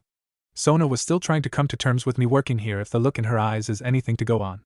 The funniest reaction I think is Saji, who is trying to keep his jaw from hitting the floor from the prices of some of the meals here. I walked up to them and leaned the glasses down lightly and gave them a charming smile. Most of the girls grew really red in the face, and Tsubaki was licking her lips with a clouded look in her eyes. Sona was red in the face that she had steam coming out of her ears. "So can I get you anything, my mistresses and master?" They were all stuttering messes until finally they managed to order mostly a variety of different meals. Mostly stuff that was easy to make, but it would be time consuming. Honestly, they were too easy to tease and make uncomfortable in my own work environment. So I headed back to the kitchen to get to work. This was going to be an interesting day. Time skip. After finishing with my work and taking care of my peerage, I headed toward the forest clearing in town that Medaka told me to meet her at. After arriving at the field, I saw her holding some kind of key in her hand that looked like an old-style skeleton key. Once I was standing in front of her, she put the key into the air and turned it, and for some reason I heard a click. Then a door opened, revealing a large empty room where there was different environments to train in and for different situations. She threw me through the portal and I landed on my ass with a thud. Upon entering the room herself, the door disappeared behind her, and this left us in an unknown area. Well, Naruto, welcome to my personal training grounds. I'm sure you've noticed you can't stand up as easily as you would normally. Well, that is because the gravity in here is 5 times greater than normal. Now I'm going to make sure you are ready for your match to the point where you should be able to crush him into dust with no problem. Okay, sensei, but what are we going to work on though? She pointed to my left arm and answered. I'm a special individual that can bring out even the strongest sacred gear's full potential, and there is a reason for it. I will push you more than anyone else will and make sure you are barely breathing after each session to make sure you are prepared for all things in life. I nodded my head and she then disappeared, and I felt myself leaving my feet and then hitting the ground face first. That is a small taste of my power, and that was a love tap compared to most of my punches. I coughed a little and spat up some blood. I was still unsteady and barely able to get to my feet. But I managed to stand up without much trouble. Now, though, she was in a battle stance of her own and an evil glint was in it. Show me the strength of the Dragon Emperor sleeping inside of your sacred gear. With that began my torture in hell. Sona POV. I was worried about Naruto, honestly I was. Medaka was known for being over the top when she was training someone. Most likely he would come back to me in either broken pieces, or he would come back stronger than any of my current pieces. I was drinking tea in the club to try and calm my nerves, but it seemed impossible to do now. The biggest thing for me is that I'm worried that Naruto will try to push himself too far, not realizing that the world Medaka took him to was designed for maximizing training in short amounts of time. For every day you spend in there, out here it was a week in there, which means that Naruto will have about 28 weeks of training under his belt, and he should master his sacred gear during this time. Tsubaki was waving her hand at me and I turned to her and asked. Yes? Sorry Kaisho, but I was wondering if you could tell me about the meeting between yourself and Rias with Lord Lucifer. That everyone wanted to know what went down in the meeting, and honestly it was something I won't forget. Alright, but I will not repeat myself, so listen carefully, Tsubaki. She nodded her head and the rest of the council was listening in. Flashback begins. I was sitting at my desk with Surzek sitting in a chair to my left, and Grafia was out retrieving Rias from her clubhouse. We were both waiting patiently for her to come, but now this was getting ridiculous. She was now 2 hours late for this meeting, and it was just showing us that she was too immature to control her own territory. Finally there was a knock at the door, and I answered. Enter. Soon came Rias, who looked annoyed being here, and Grafia, who was equally annoyed with the situation. Sorry for the wait, Lord Lucifer. Rias wouldn't leave until she showered. Surzek waved it off and gave Rias a look that said, sit down and shut up. So she did just that, and she did not want to test her brother here and now. Now that you are here, Rias, let me explain that I'm extremely angry with you right now.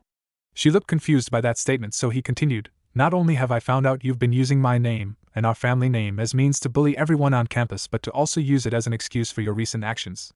Especially concerning a boy named Naruto. With that, Rias jumped from her seat and started shouting at him. That shit is the reason you called this meeting. Yes, but that little shit happens to be a devil now serving under Sona, and I suggest you think twice before slandering someone's peerage member.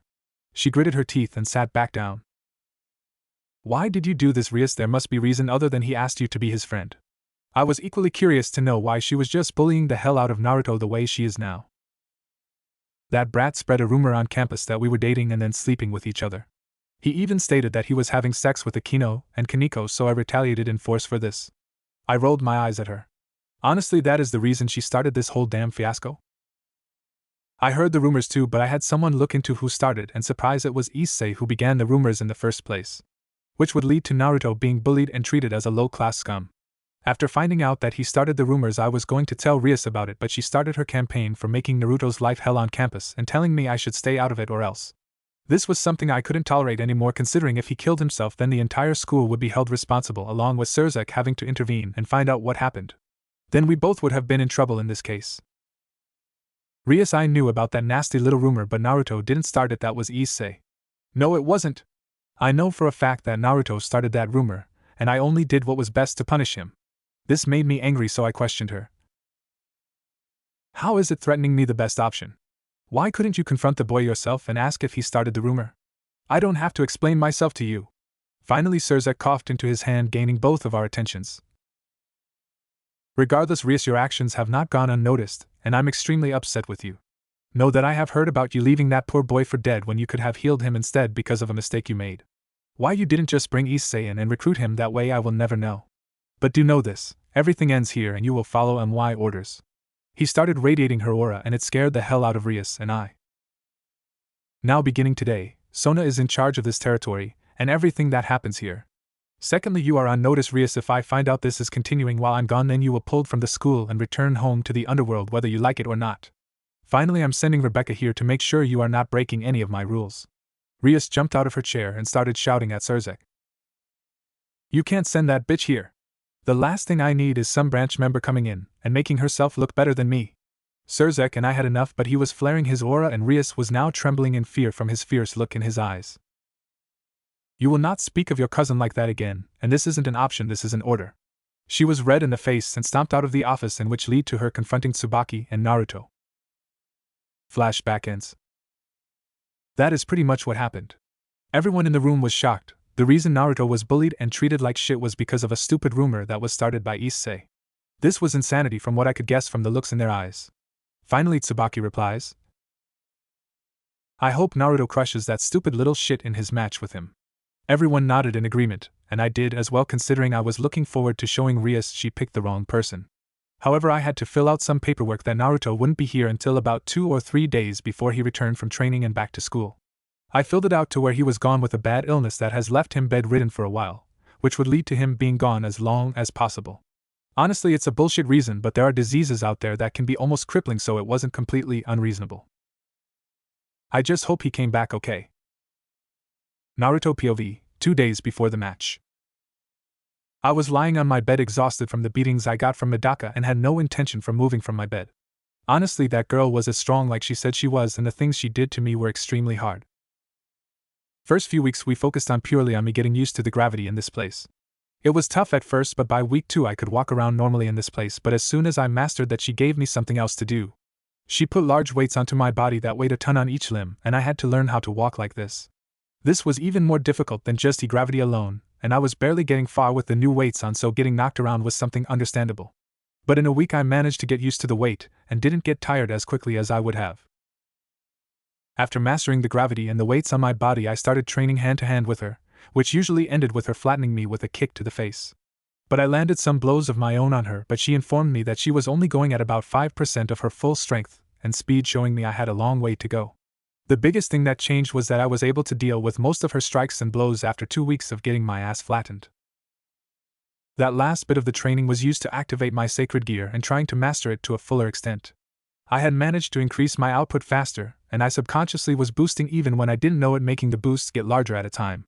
Right now it only took me a few minutes to actually increase my power to match Medaka at her limit right now. After doing this, I unlocked several abilities tied into this sacred gear, and each one was making me stronger and better than before. Firstly, I could obliterate clothes at will now, thus removing any hidden weapons and armor on someone that they might be hiding. Secondly was the ability called Explosion. This allowed me to release all the stored up energy at once, thus giving me a serious power burst, but only for a short amount of time. Once that was over, I wouldn't be able to move at all. Finally, I managed to use some of the magic in the gauntlet to summon a red orb and fire it as a long-range attack. At first it barely made any indentations on the ground, but now I could actually leave a good-sized crater from the attack. The biggest thing I had going for me now was that Medaka said I was close to the balance breaker. She explained it's where the sacred gear evolves after being pushed to the very limit and grants a new ability to the wielder. But the problem seemed to be I couldn't actually activate the damn thing whatsoever. I tried and tried to push it further and further, but eventually I couldn't manage it no matter how hard I tried. Something was stopping me and I had no idea what. But finally I was finished with training and back at my apartment with only 2 days to relax before my match with Issei. I met with Jack earlier, who was still staying at my place, and she told me she missed me. Flattered by this, I asked if she knew what the other group was doing for Issei, and she frowned. She explained that he activated it, and knew one basic attack and was keeping it to himself no matter what.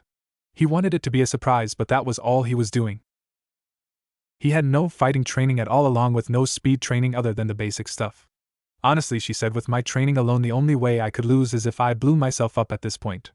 Well, I had to interest in doing that, so I think I'm good. Jack was sleeping on the bed on top of my chest. She insisted that she did, and looking at how cute she looked I couldn't resist. I know she was probably older than me by a few good years, but just her looks alone told me she still had the mind of a child. So after getting through with some of the issues I had with this, especially when she walked into the room naked, I was able to get to sleep. But the minute I went to sleep something happened. I was in a space that was filled with fire.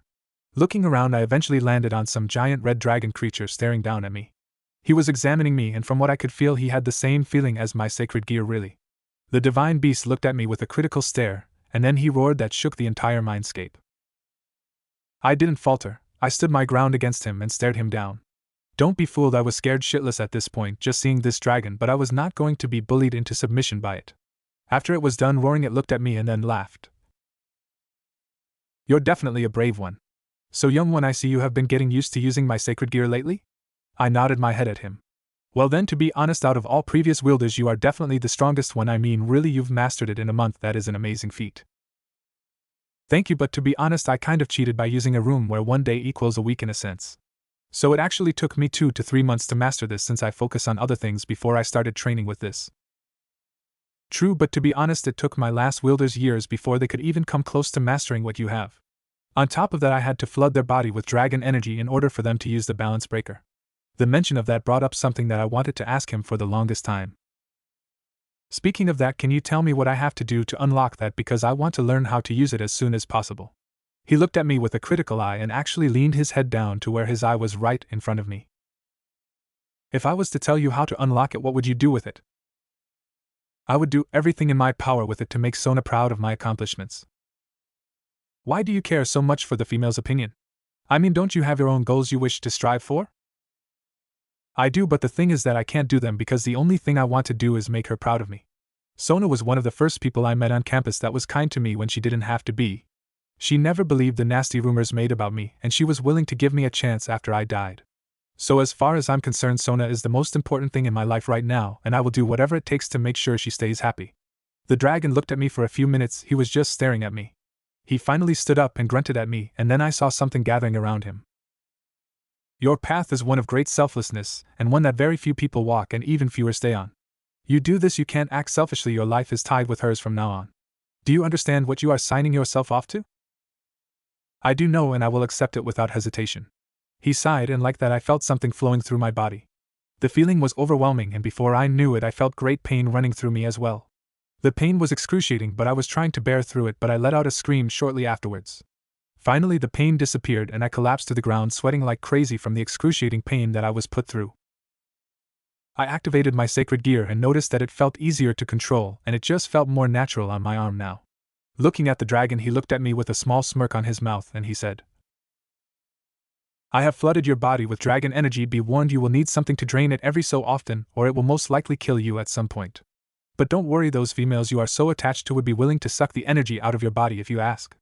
I now was blushing from the implications and he was laughing at me now. Through your gauntlet hand, you idiot, that's where it is mostly stored up at. Okay, but what about the balance breaker, can I use it now? He nodded his head and I started cheering for myself. Now I only have to practice with it a few times and then it's show time against Issei. As I was fading out I could hear something in the background, and it was like Drake was arguing with someone that was there. When will you reveal yourself, old fool? When the time is right, my dear friend, only when he is ready for his new responsibilities. I didn't know who that was, but it sounded like Drake knew this man and had some form of respect for him if his tone of voice was anything to go by. But that isn't important considering I now had a new form to test out and hopefully master by the time the fight comes around. 2 days later. Standing in an open area, I saw Sona and the peerage along with Rias and her peerage standing on the left side of the open field. Rebecca was standing next to both groups, and she was wearing a very tight top that Issei was going nuts for. Finally, I saw Medaka and Grafia standing by both their respective groups, and they each were giving slight glares at each other every so often. I was standing in the middle of the field facing down Issei, who had a nosebleed, along with trying to look intimidating against me. The big thing was that both Grafia and Medaka were recording this fight to show both respective families what happened here. Soon Rebecca walked onto the field between us and announced, "The match between Issei and Naruto will now begin. The rules are simple. The only way for the match to end is if someone surrenders or they are knocked out. Killing is prohibited, otherwise the offending party shall be punished along with the rest of the peerage. Is that clear to everyone here?" I nodded my head and kept up a blank look on my face while thinking about what Issei would try to do in this fight. Most likely he would try bull rushing me, and if that didn't work he would use his sacred gear and try to beat me with it then. Issei agreed to the terms, but I could tell he was more interested in watching her bounce around in her tight top. Finally she stepped back and summoned a barrier around both of us and the field and shouted, "Begin!" With that I waited for Issei to make the first move, and I didn't have to wait long. Issei charged at me with his left fist raised and threw a punch. I ducked under the punch and threw my own right hook into his jaw, sending him flying across the field. He quickly got back to his feet and tried again, but this time he tried throwing multiple punches at me. I was ducking under them, or just bobbing my head side to side or backwards to avoid the strikes. Finally, growing bored with his weak-ass performance, I grabbed the back of his neck and threw a knee into his stomach. The wind was knocked out of him, and then I followed it up with a right hook across the face. After doing that I grabbed him by the leg and swung him over my head and slammed him on the ground with his back hitting the ground. After making sure I did this, I summoned my wings and flew into the air as high as I can. Now came the next test against Issei. How good of a flyer is he, and can he fight well in the sky? Issei got himself out of the ground, already bleeding badly from the mouth, and flew up at me. But he was a slow flyer, and before he knew it I was in front of him, and sending him crashing to the ground with authority again. In doing so I flew back into the sky and crossed my arms waiting for him to get back up. Deciding to goad him to revealing his ace, I said, "You might as well give up, Issei, while you were busy leering at your king and girls with Big. I was busy training. This is something I have been working towards for weeks now, and I know you can't beat me." Now, as hoping he took the bait and uses his sacred gear. It worked. I saw a gold light and his gold gauntlet came out on his right hand again. Everyone in the crowd was waiting to see what his sacred gear can do and if it was actually worth 8 pawn pieces. He gathered as much magic as he could from his small reserves and fired a giant fireball at me. This was it. All he could do was use some form of fire magic with his sacred gear? Beware, partner, while it isn't the most powerful sacred gear, it's still dangerous. It was made from one of the most powerful phoenixes to ever exist. While the wielder has incredible power, unless he can earn his favor, he will never unlock his balance breaker. And given how rude and perverted this boy is, there is no way he ever will have it. That fire bird has too much pride to love for others that he would sink so low to actually help a stupid pervert. So in other words, I'm okay to wipe this guy out now? Yep. That was the only thing that I need to hear to get this show on the way and finish him. But I could hear shouting on the sidelines and wondered what that was about. Third person, sidelines. I can't fucking believe it. His sacred gear is fire. It's useless to me and my situation. Rias was pissed. All that time and effort into getting Issei into her peerage wasted because of his sacred gear. While powerful in its own right, and useful in some cases, this would be useless against Riser. He was already named after the fire birds, which would be a clear indication that anything fire-based would be useless against him. Now she needed some other plan in order to avoid getting married, but what? Naruto is even more useless than Issei is, even with all of his specialized training that he got. That's what she believes, and denies that Naruto is definitely stronger than most pure-blooded devils at her age, except maybe Serog might be the only one to match him, and beat him now. Sona, however, was laughing at the irony of the whole situation. I mean, the one person she was banking on saving her might be more help for Rias than an enemy, to be honest. However, she was worried Naruto was dodging the fireball, and he was just floating there looking into space for some reason.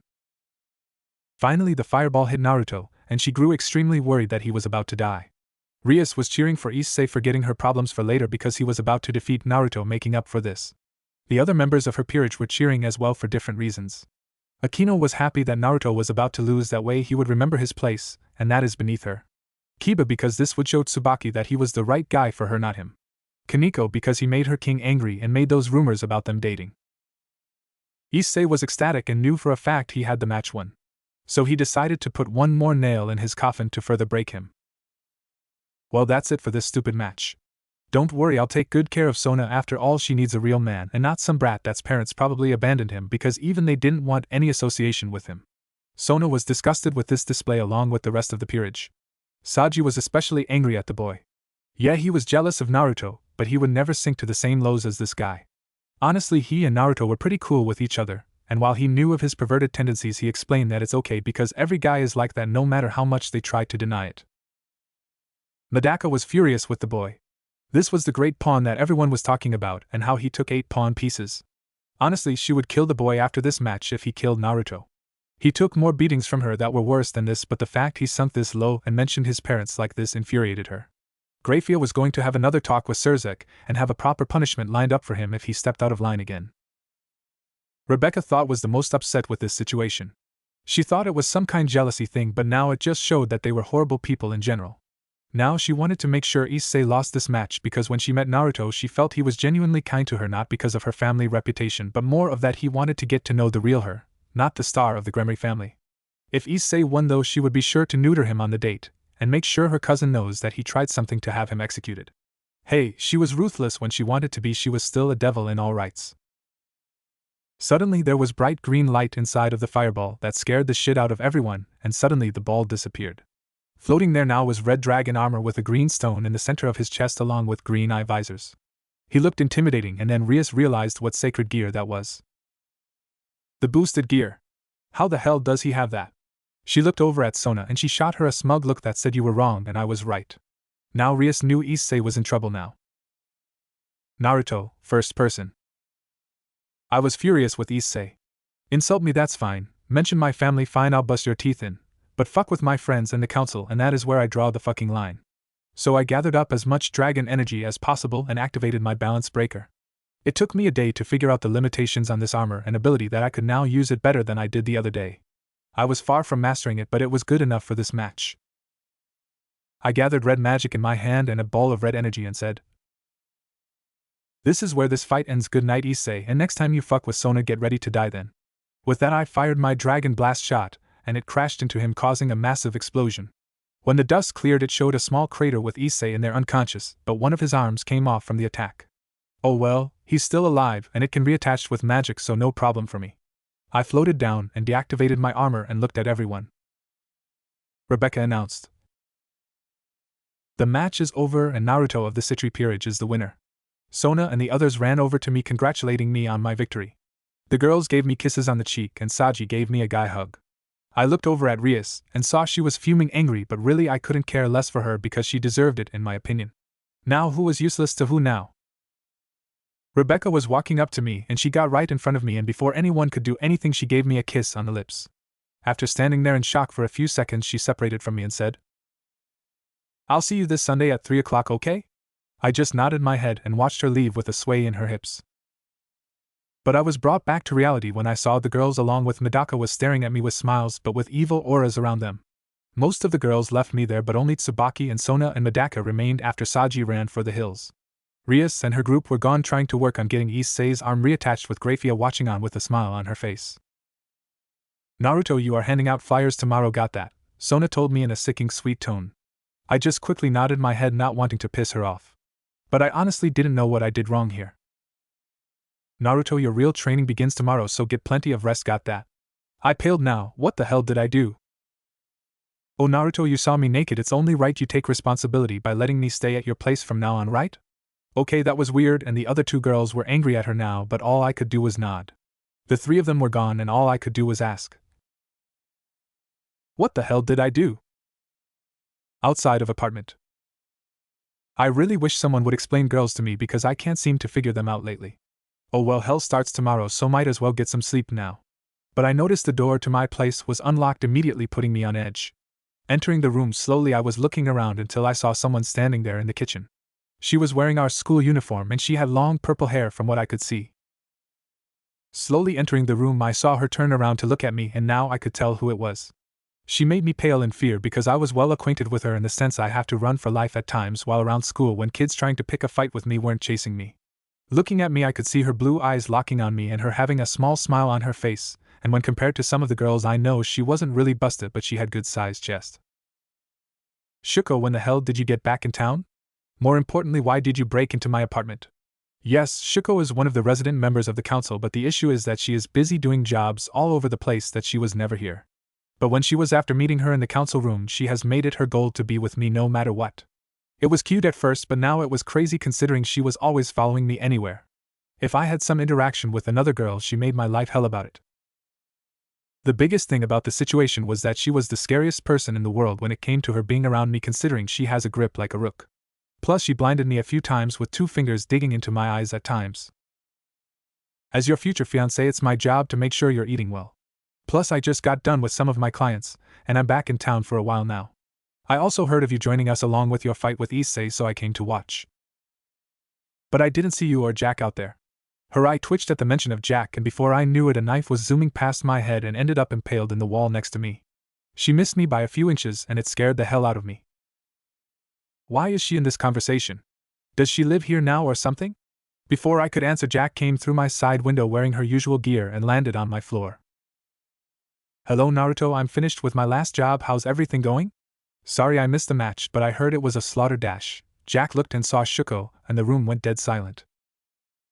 This was awkward, and I honestly have to say this was the worst feeling in the world. I say one wrong thing and this could break out into a fight immediately. Looking over at Shuko, I saw that was now standing next to me, looking at me with a mean glare in her eyes. Naruto, what is she doing here? Her black aura was flowing around her like crazy, and it was scary. Jack then jumped in between us and had her own glare at her. Don't threaten Naruto.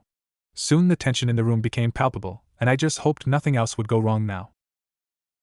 A teleportation circle activated, and in came Tsubaki, and she was looking at me with a smile on her face. Naruto-kun, there you are, I was looking for you a little while, so how about we finish what we started a month ago, huh? Then she noticed Shuko and Jack in the room as well, and things became even more tense than before. Shit. Naruto couldn't believe the issue he was facing right now.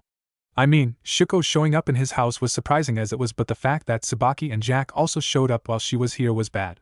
Shuko has a mean streak a mile long when it comes to being an easily jealous individual. On top of that, she knew everything about Naruto to the point she could tell you where he was at any given point during a day, even if he did something unusual from his usual routine. Shuko was angry. This was supposed to be her time with her Naruto-kun, but now these other bitches showed, and now she had to wait for them to leave. She remembered hearing from some members of the peerage that Naruto was the center of attraction among them in the student council. While she had come to terms that Sona would be the first one to get her hands on him, she didn't like the other girls trying to. In her mind, only she and Sona deserved to be with Naruto, and the other girls could stay the hell out of the way. Naruto was trying to come up with the best solution in how to defuse the situation right now. Considering the 3 girls looked ready to kill each other or worse, him. So Shuko, you're a devil as well? Great thinking on his behalf, because now Shuko had her attention on him and nodded her head with a blush on her face. Yes, I've been one since my first year in high school.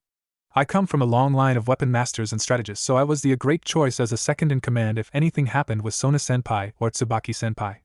Tsubaki looked miffed. She assumed she was hot shit when really Sona brought her in because she was a skilled warrior and could use any weapon she got her hands on.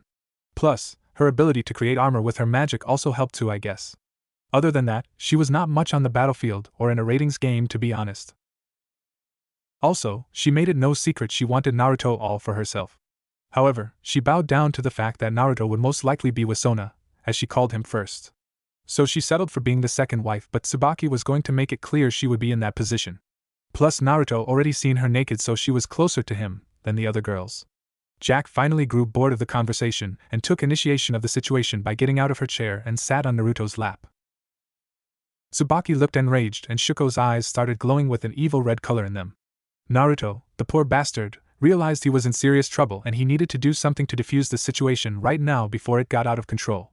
So doing what he does best, he made a bullshit excuse with a yawn first. Well, it's getting late, so you girls should probably head home while I make sure that Jack gets to bed. Picking her up like a princess, he carried Jack out of the room but Shuko and Tsubaki soon followed him. Naruto quickly put Jack on his bed and retreated into his bathroom to brush his teeth and change into his sleepwear, which was a black shirt and his boxers. Arriving back in his bedroom, he saw Jack was lying under the covers, but so were Tsubaki and Shuko. However, he noticed their clothes were scattered on the floor, showing they were naked under the sheets. Well, you girls get some good sleep and I will take the sleeping bag, okay? Before he could even move, he was bound to the bed with the three girls each pinning him there. Tsubaki on his left, Shuko on his right, and Jack on top of him sleeping on his chest. They were lying on top of him, preventing him from getting off the bed. Good night, Naruto-kun, they all said and started cuddling into him.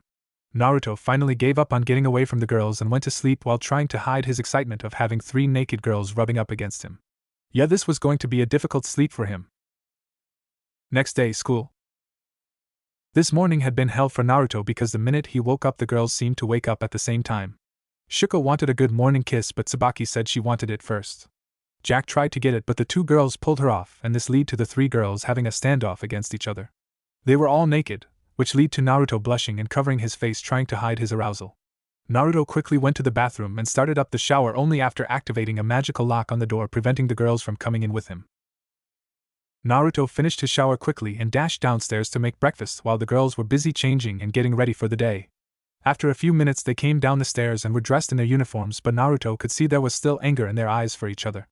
Naruto immediately made some breakfast and sat their plates down, hoping to avoid them all fighting each other right now. This would lead to Naruto watching them trying to feed him, which sparked more jealousy between the girls and then the breaking of his table. Luckily he fixed it with magic, but it was a pain in the ass to be honest. Arriving at the school he was the view of several odd looks considering he had Shuko dragging him by his left arm while Tsubaki was dragging him by his right arm. Jack was enjoying the ride while being on his back and Naruto looked like he was in immense pain right now. Two girls were pulling his arms out of the socket, and he could barely heal his arms in time before they are pulled out of the socket again, leading to him restarting the whole process again. Naruto finally got to his class and away from the three girls and had his head resting on his desk right now. Surprisingly, Irina was early today, and she looked like she was waiting for Naruto right now. After taking his seat she came up to him and sat on his desk looking him into his eyes. She asked, "Naruto, how are things for you now?" "They are good. The bullying has pretty much stopped, so I'm good." She nodded her head and then looked away from him. "You know there are things lately that have been happening and I don't know why yet. But for some reason, you're at the center of it all." Naruto started sweating a little bit but had a poker face on right now, hoping she wouldn't sense his nervousness. "Well, I guess I just have some bad timing, that's all." She narrowed her eyes at him but they returned to normal with a huff. "Yeah, maybe, but I feel there is more to this than you're letting on." She got off his desk and all of the students started flooding the room ready for their lesson. Naruto was wondering what the hell that was about. I mean, could she know more about what's going on lately than she is letting on? No, he couldn't feel anything coming from her, no magic at all. So how could she be part of all of this?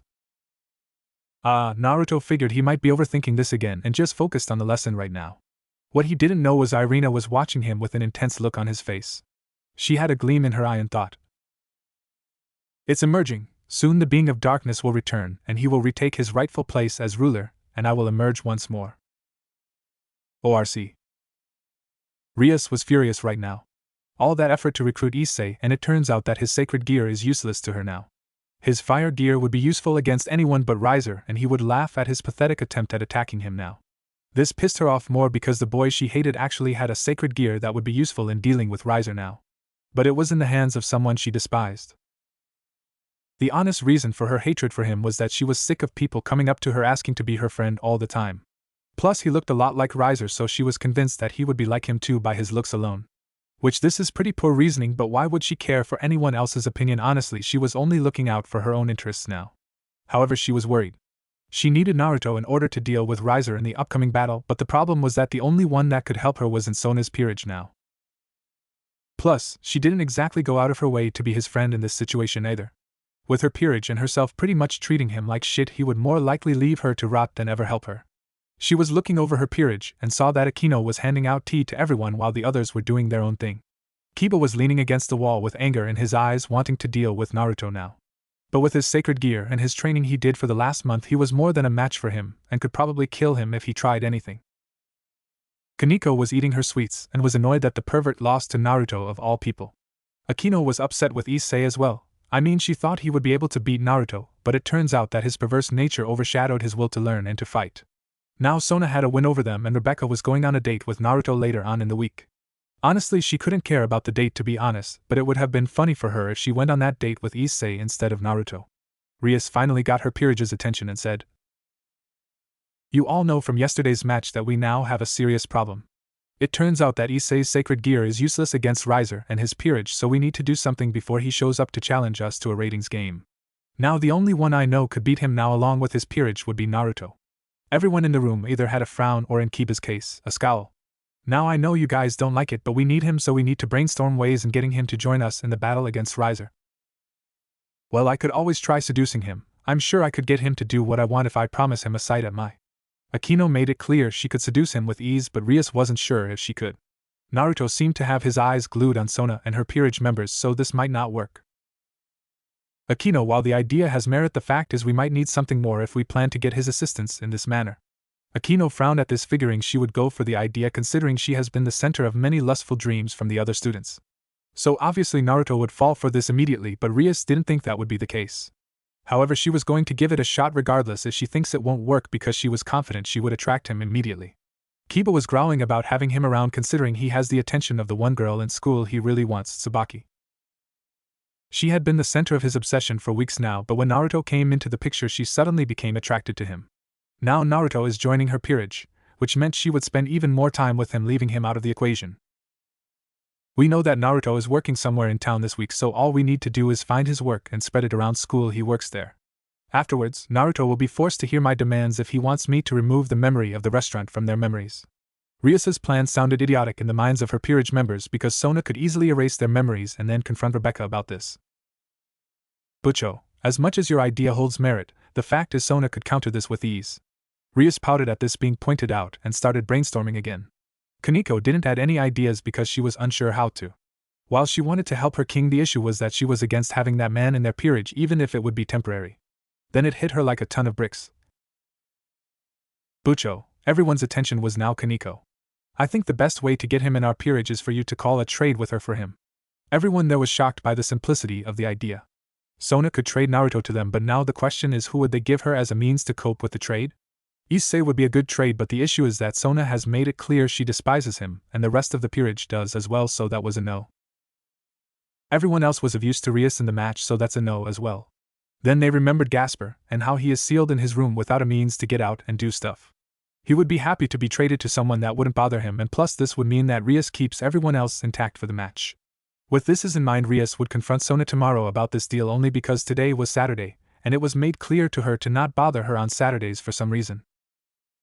Student Council. Sona was looking at her peerage and seeing that everyone was in high spirits right now, and that made her happy. After yesterday's match she figured they would be, considering Naruto pretty much ran through Issei without any real trouble. Plus she showed that her investment was worth it in the end. Why her sister gave her the dud piece, she would never know, and plus there were many more questions that were still needed to be answered. Like, what was the full capacity of the single piece and what powers lied inside of it? She informed her sister that she used the piece on Naruto, and this surprised her, and she asked was she sure that was the piece she used. Sona confirmed it, and this put Serafal in high spirits, and told her not to tell anyone else about this because this was something extremely important. With Serafal's secrecy on this now, Sona wanted to know what this was all about. The council doors were blown open and in ran Tsubaki, who had a panicked look on her face, along with Shuko looking furious and worried. "Kaicho, you need to hurry." Sona now was alarmed. What the hell happened to put Tsubaki in such a panicked state? Naruto and Rebecca, 15 minutes earlier.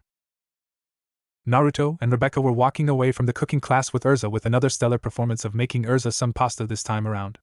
Upon leaving the class, they were heading towards the student council room to talk to Sona about some peerage-related stuff, and Rebecca needed a second opinion on fun places to take Naruto on their date. However, before they could get down the hall, they were confronted by the other two idiots of the perverted trio who were angry right now. They just couldn't understand how Naruto, the loser of the school, got the attention of a beautiful girl like Rebecca, and it was pissing them off right now. So they decided to attack Naruto the only way they could, and that was with some stuff they heard around town. Not just rumors, these were the rumors of how he lost everyone in the orphanage years ago. I wonder how Rebecca would feel about you if she heard about the incident with the orphanage? Naruto froze at the mention of that place, signaling the perverted duo to continue with their explanation. I mean, what was it like to slaughter every one of those kids with nothing more than a knife in your hand? To kill the sweet little nun that was staying there as well? I mean, only a real monster would do something like this and kill all of those people at the age of 10.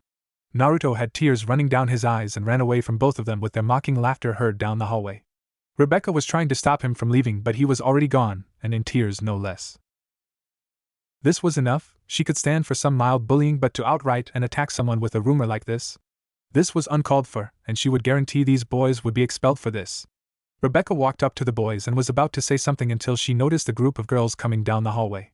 She saw that it was members of the kendo club that attacked the duo back when they had Issei. But now they received the beatings instead of letting Issei taking it for them. This group also responsible for a beating he took when he was human, and after they heard that Issei started that rumor, they apologized to him for what they did. The girls swore they would hurt anyone that tried to hurt Naruto in any shape way. Eventually the girls circled around the two boys and had their kendo sticks out ready to clobber these idiots for what they said. Rebecca, however, coughed into her hand, signaling everyone to stop and listen. The two perverts thought she was going to reward them for what they said and done, because no one had managed to bring Naruto to tears like that before or make him back off. However, their reality was nothing like they were hoping it would be. You two will be coming with me to the headmistress's office, and you will be explaining this to them after we are done. Recently the headmaster stepped down from his position and gave it to the new one who was now the headmistress of this academy. It so happened that this woman was Rebecca's mother, and she was not one for messing around with mindless bullying. She also had a mean streak against perverts as well, so this was a double threat for these two boys, along with the fact Rebecca wasn't happy with them either. When the daughter isn't happy, then the mother won't be happy either. Having the kendo club dragging the boys down the hall and into the main office, Rebecca knocked on the door and heard a muffled "come in." She walked into the office with the girls and she saw her mother sitting there with two other teachers that she recognized. It was Irina, Assassination Classroom, not the childhood friend of Issei, and Erza, who were wondering what was going on now with these two boys. But the woman behind the desk, who had short red hair and green eyes, was wondering what is going on. Rebecca came up to her mother and whispered into her ear everything that has happened with Naruto, and she was now looking at the boys with rage in her eyes. Looking at Irene and Erza, she asked, "Tell me, you've both known these two boys longer than I have. What can you tell me about them?" Both boys were hoping for something good, but they were shot down when they said, "They focus more on their porn than my work, and they are busy in class imagining disgusting harems and sex scenes with each other." Irina wrinkled her nose and turned away with annoyance. "They have shown disrespect for Naruto in my class and the other female students. They also have made it clear that they only have on the mind and nothing more." This annoyed Erza, but she just settled with a scowl on her face and piercing eyes to show she was serious. "Well, boys, it seems that you've been causing quite the problem on campus. I'm sorry to say, not really. I'm not the headmaster, and I'm not going to give you another chance. As of this moment, you both can pack your stuff and burn your uniforms because you are expelled." Both boys looked shocked and were arguing with her about this, saying it was completely unfair to them. The kendo club looked relieved they wouldn't have to fix the peeping hole all the time now. Also, this was justice for all the girls on campus for when they perved on them or their club. Rebecca wasn't interested in this, and she went out to find Naruto and tried to comfort him from his emotional breakdown. Now, in the forest around the school, Sona had finally managed to locate Naruto after scouring the school for him and saw him crying while leaning against a tree. She slowly approached him and called out, "Naruto, are you okay?" He looked up at her, and she saw a sight that just broke her heart in an instant. He had tears running down his face like a river, and he was sniffling every few minutes. She couldn't feel any worse for him right now, but she did, and she did the only thing she could. She walked up to him, and then she wrapped him in a hug and started squeezing him, letting him know it was okay to cry right now. He was crying his eyes out and trying to come to terms with what those boys said to him. After crying for a little while, he looked up at Sona to show his tear-stained face and the heartbroken look in his eyes. "Those idiots, they have no idea what it's like." Sona looked at him with confusion, but he soon told her what those two boys said to him. She was furious now. If the headmistress doesn't expel them, she will make sure their lives on campus were a living hell from now on. Naruto looked at her with a broken look and said, "The truth about that incident is that I watched the massacre and never saw the man that killed everyone in the orphanage. We were playing hide and seek, and I was hiding in a secret hole in the wall that I only knew about. But we soon heard the head nun at the time scream and a cackling laughter, and before we knew it someone came into the room with us. He started slaughtering us and I watched through the hole as he was beheading everyone and laughing at their dying bodies. The worst part was that I was scared to the point I couldn't do anything for them. Once I was sure he was gone, I left the room and saw the slaughtered bodies of everyone in the building. No one was spared, the 5-year-olds to the 13-year-olds, everyone was dead and I hid like a coward. When I saw the nun and how she was raped and murdered right there in the church room, I broke down there and the cops found me there. They knew I didn't kill her with the DNA evidence from the nun, but some people believe that I somehow did it regardless what the evidence says. Sona looked at Naruto with sadness in her eyes and gives him another quick hug. Then she looked at him straight in the eyes and said, "Naruto, no matter what anyone says, you weren't a coward. You were 10. What could you have done against a full-grown exorcist that had gone crazy with lust and power?" He nodded his head, but before he could speak she cut him off by continuing, "Naruto, if you didn't hide, then I would have never met you and then we would have never became friends. I'm grateful for that. I understand you're heartbroken about them, but they would want you to live on for them and make more dash." She couldn't continue when Naruto hugged her tightly. "Thank you, Sona-chan." She felt her cheeks heat up from him calling him that. Finally, he was not being respectful to him, and now he was trying to be more affectionate to her. She rubbed his back and said, "Naruto, no matter what, I will always be here for you." He nodded his head and gave her a bright smile, causing her blush to get darker. Naruto finally said, "Thanks for that, Sona-chan. I promise I will be there for when you need me too." Sona smiled at him and they stood up and walked back to the school, building their friendship, growing even more than what it was before, and now slowly blossoming into true love. End of the day. Naruto decided to head home today after an exhausting day of being cornered by Sona and the rest of the peerage about what happened. Word spread on campus that both boys that said those things to him were expelled and forbidden from ever stepping foot on campus again. Obviously, Issei was angry with this and tried to confront Naruto about this, but he was quickly sent away after Rebecca tore into him too. Getting close to home, Naruto was just about to say fuck it and teleport there, but he suddenly felt something behind him. He jumped out of the way of it, and saw that it was something that surprised him. There, standing, was the woman who put a holy spear through his gut about a month ago.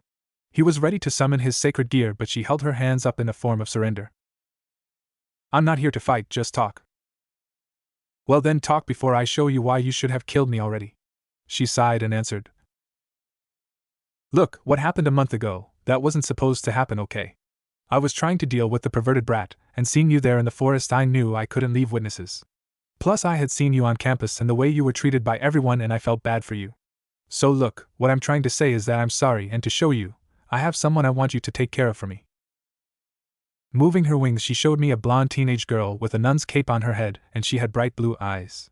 She was looking at me with confusion and fear. Her name is Asia Argento, and she is in need of protection. My group was planning on extracting her sacred gear from her without me finding out about it. But I discovered it a few weeks ago, so I decided to head off their plan before it began. I need you to take the girl to your king and try to protect her while I wait for Azazel to show up and deal with the traitors. I looked at her hesitance, but I nodded my head and the girl ran over to me and bowed her head. "Thank you for helping me." I nodded my head and sighed. Sona-chan was going to be pissed about this. But first I needed to take her somewhere she can stay safely. There is only one person that would do this for me, and I really hate to ask a favor from her, but I'm desperate at this point. "Come with me, Asia, we're going to go see my boss first." Butler Cafe. Naruto was bending over in a bowing position in front of his boss right now. Asia was standing next to her with a nervous look on her face, showing she wasn't as confident in the situation as he was now. The person they were bowing to was a silver-haired woman with a beautiful skin complexion, large, a firm yet slim body, and finally she had waist-length purple hair and brown eyes to go with her looks. This was Mia, and she is what Naruto would call the mother hen of the business, and she is also his boss. She has owned and operated this place with the greatest efficiency, and has high remarks from many who have come to dine at her restaurant. She even has many male fans that want her to become their wife, but she turned them all down at different points. Also, she was the scariest person in the place, with people that wanted to argue with her because she summoned some kind of demonic mask behind her, scaring everyone into submission. Mostly the male patrons that are bothering the women in the restaurant, or trying to cause trouble, but she isn't a weakling by any means. She is fierce with a kendo stick and can knock out anyone that crosses her with a single swing. Right now, he was prostrating himself to Mia in the hopes she would allow Asia to work here and maybe give her a place to stay. This was slim because even though he was her favorite employee, he knew that her attraction to his work ethic only extends so far. "Please, boss, all I'm asking for is her to have a job here at the shop." She was looking at Naruto with a blank look on her face, and then looked over at the girl. Asia was nervous and couldn't look any more like a poor puppy you would feel bad for kicking. Mia looked at Naruto and finally she sighed. Fine, she can work here and take the apartment on the top floor. But she has to clean and help me open in the morning, and she has to attend a school of my choice. Asia looked radiant about this and Naruto looked relieved that he convinced his boss to do this. Of course, whatever you say, boss. She nodded her head and then turned to Asia. Well, come on dear, we need to get you ready for when you start your shift tomorrow. Yes, Mia-sama. I will work really hard. Thank you Naruto-san for helping me with this as well. Naruto waved off her thanks, and she followed her downstairs to get started on her training. Naruto was happy he at least got her place for her to lay low, but now he was facing a critical issue. How to tell Sona in a way where she doesn't kill him for doing it, which is extremely hard to come up with in his mind. Finally, he figured he'd just tell her what happened and why it happened. So pulling out his cell phone he dialed her number and waited for her to pick up. Hello Naruto-kun. Hey Sona-chan, do you got a minute? Sure, what is it? Naruto took a deep breath. Well, we might have a sensitive issue on our hands with the fallen in the city right now. Oh, and how so? Naruto could feel the rage on the other side of the phone. It made him shiver and he prayed to whoever in the underworld you prayed to that he would live through this. I might have ran into the fallen that put a spear through my gut and done a favor for her. The line went dead and a teleportation circle came to life in the middle of the room. Sona was now standing in front of him with a stern look on her face. Explain. Well, you see, she brought me this innocent nun that had been abandoned by the church and told me they were going to do something about removing her sacred gear, I think. So I took the girl with me here to see if my boss wouldn't mind shacking her up here for a little while. And you just now told me about this, why? Naruto sighed at her anger. He understood why she was angry with him, considering he did this behind her back recently doesn't help at all. Because I knew I didn't have a lot of time before the fallen come looking for her, and when they do, I want her to be somewhere she would be safe. She nodded her head slightly and then sighed at Naruto. Look, next time you plan to do something like this, let me know, this could have caused major problems with the other factions. He nodded his head and she gave him a hug and disappeared again in the teleportation circle. Naruto soon left the same way, never noticing that Mia was watching the whole thing with a small smile on her face. Just like his father, caring for others but oblivious to why someone is angry with him. Oh well, let's hope things work out soon. Next day, student council. Apparently Sona was telling them they had something to do today before he could go on his date with Rebecca tomorrow. Arriving at the office, he saw all the members there and Sona looking happy about something in general. Rias and her group soon showed up as well with Rebecca in tow, who all looked as serious as one could be in this situation. Akino sent Naruto a wink and had a sultry smile on her face, but he ignored her. She was frowning, trying to think of some way to get his attention on him, but she was stopped in her train of thought when Rebecca announced. Today, for most of you new devils, you're going to be going to the familiar forest to finally get your own familiars. However, I must warn you not to wander off because this is a dangerous place if you don't know what is out there. Issei was looking at Rebecca with confusion and asked. What's a familiar? Everyone in the room looked at him like he was an idiot. Oh wait, he is an idiot, my bad. Familiars are partners that help you with the day-to-day things of the world.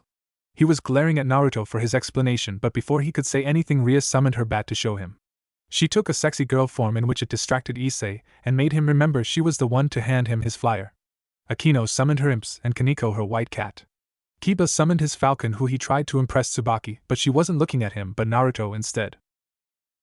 He was frustrated now, but he decided to stay silent and wait for his opportunity to humiliate Naruto and win over Tsubaki. As you can see, all familiars come in all shapes and sizes. Saji and Issei were thinking of sexy humanoid ones that would have big and fine. I want a sexy one, Issei shouted, and everyone rolled their eyes at him. This was typical for him, so they weren't really surprised by his statement. Naruto just ignored him and asked. So how are we getting there, Rebecca-san?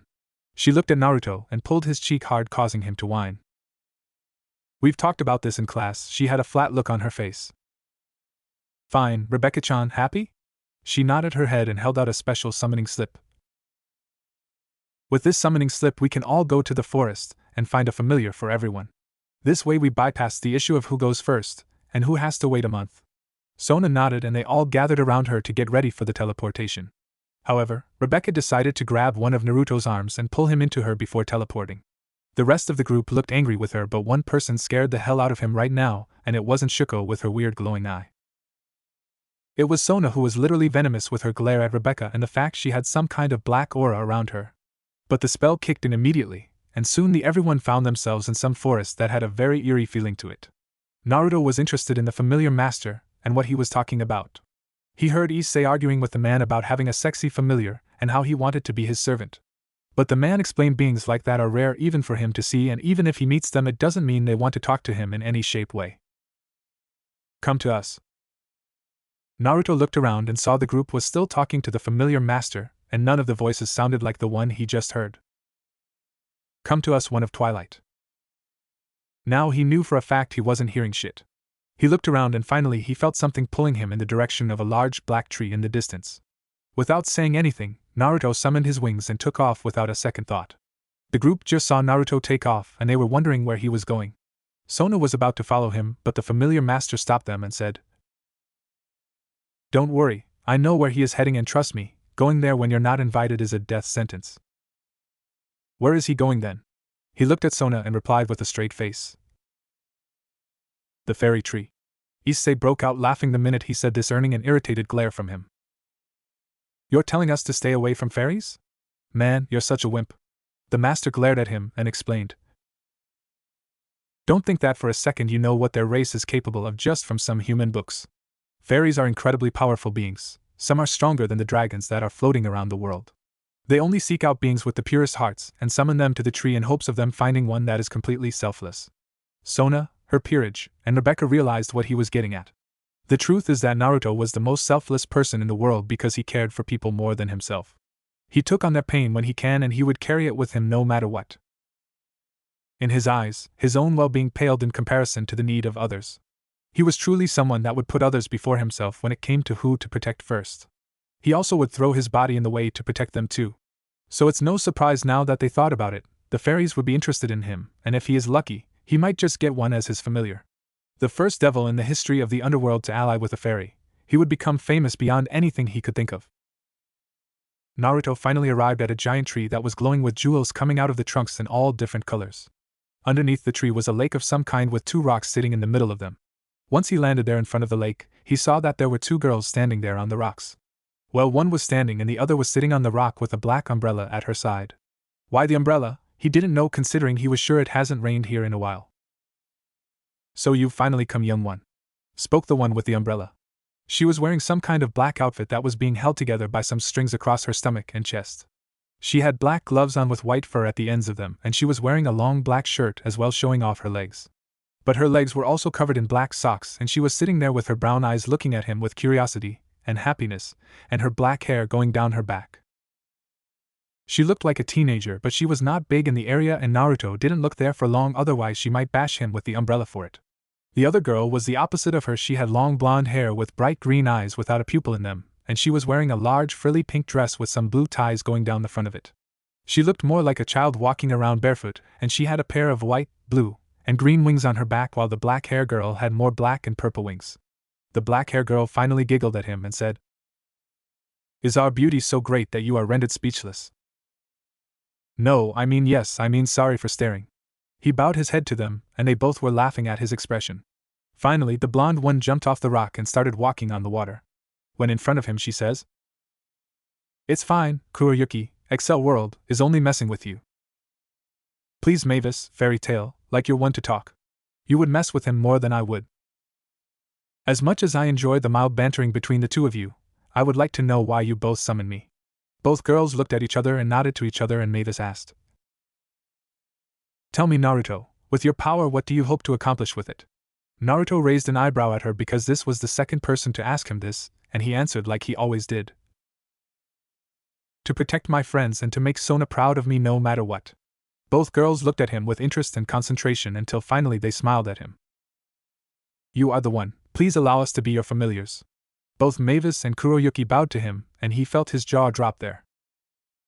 Back with the group. So this whole trip in a whole was a waste of time for Sona and Rias's peerages.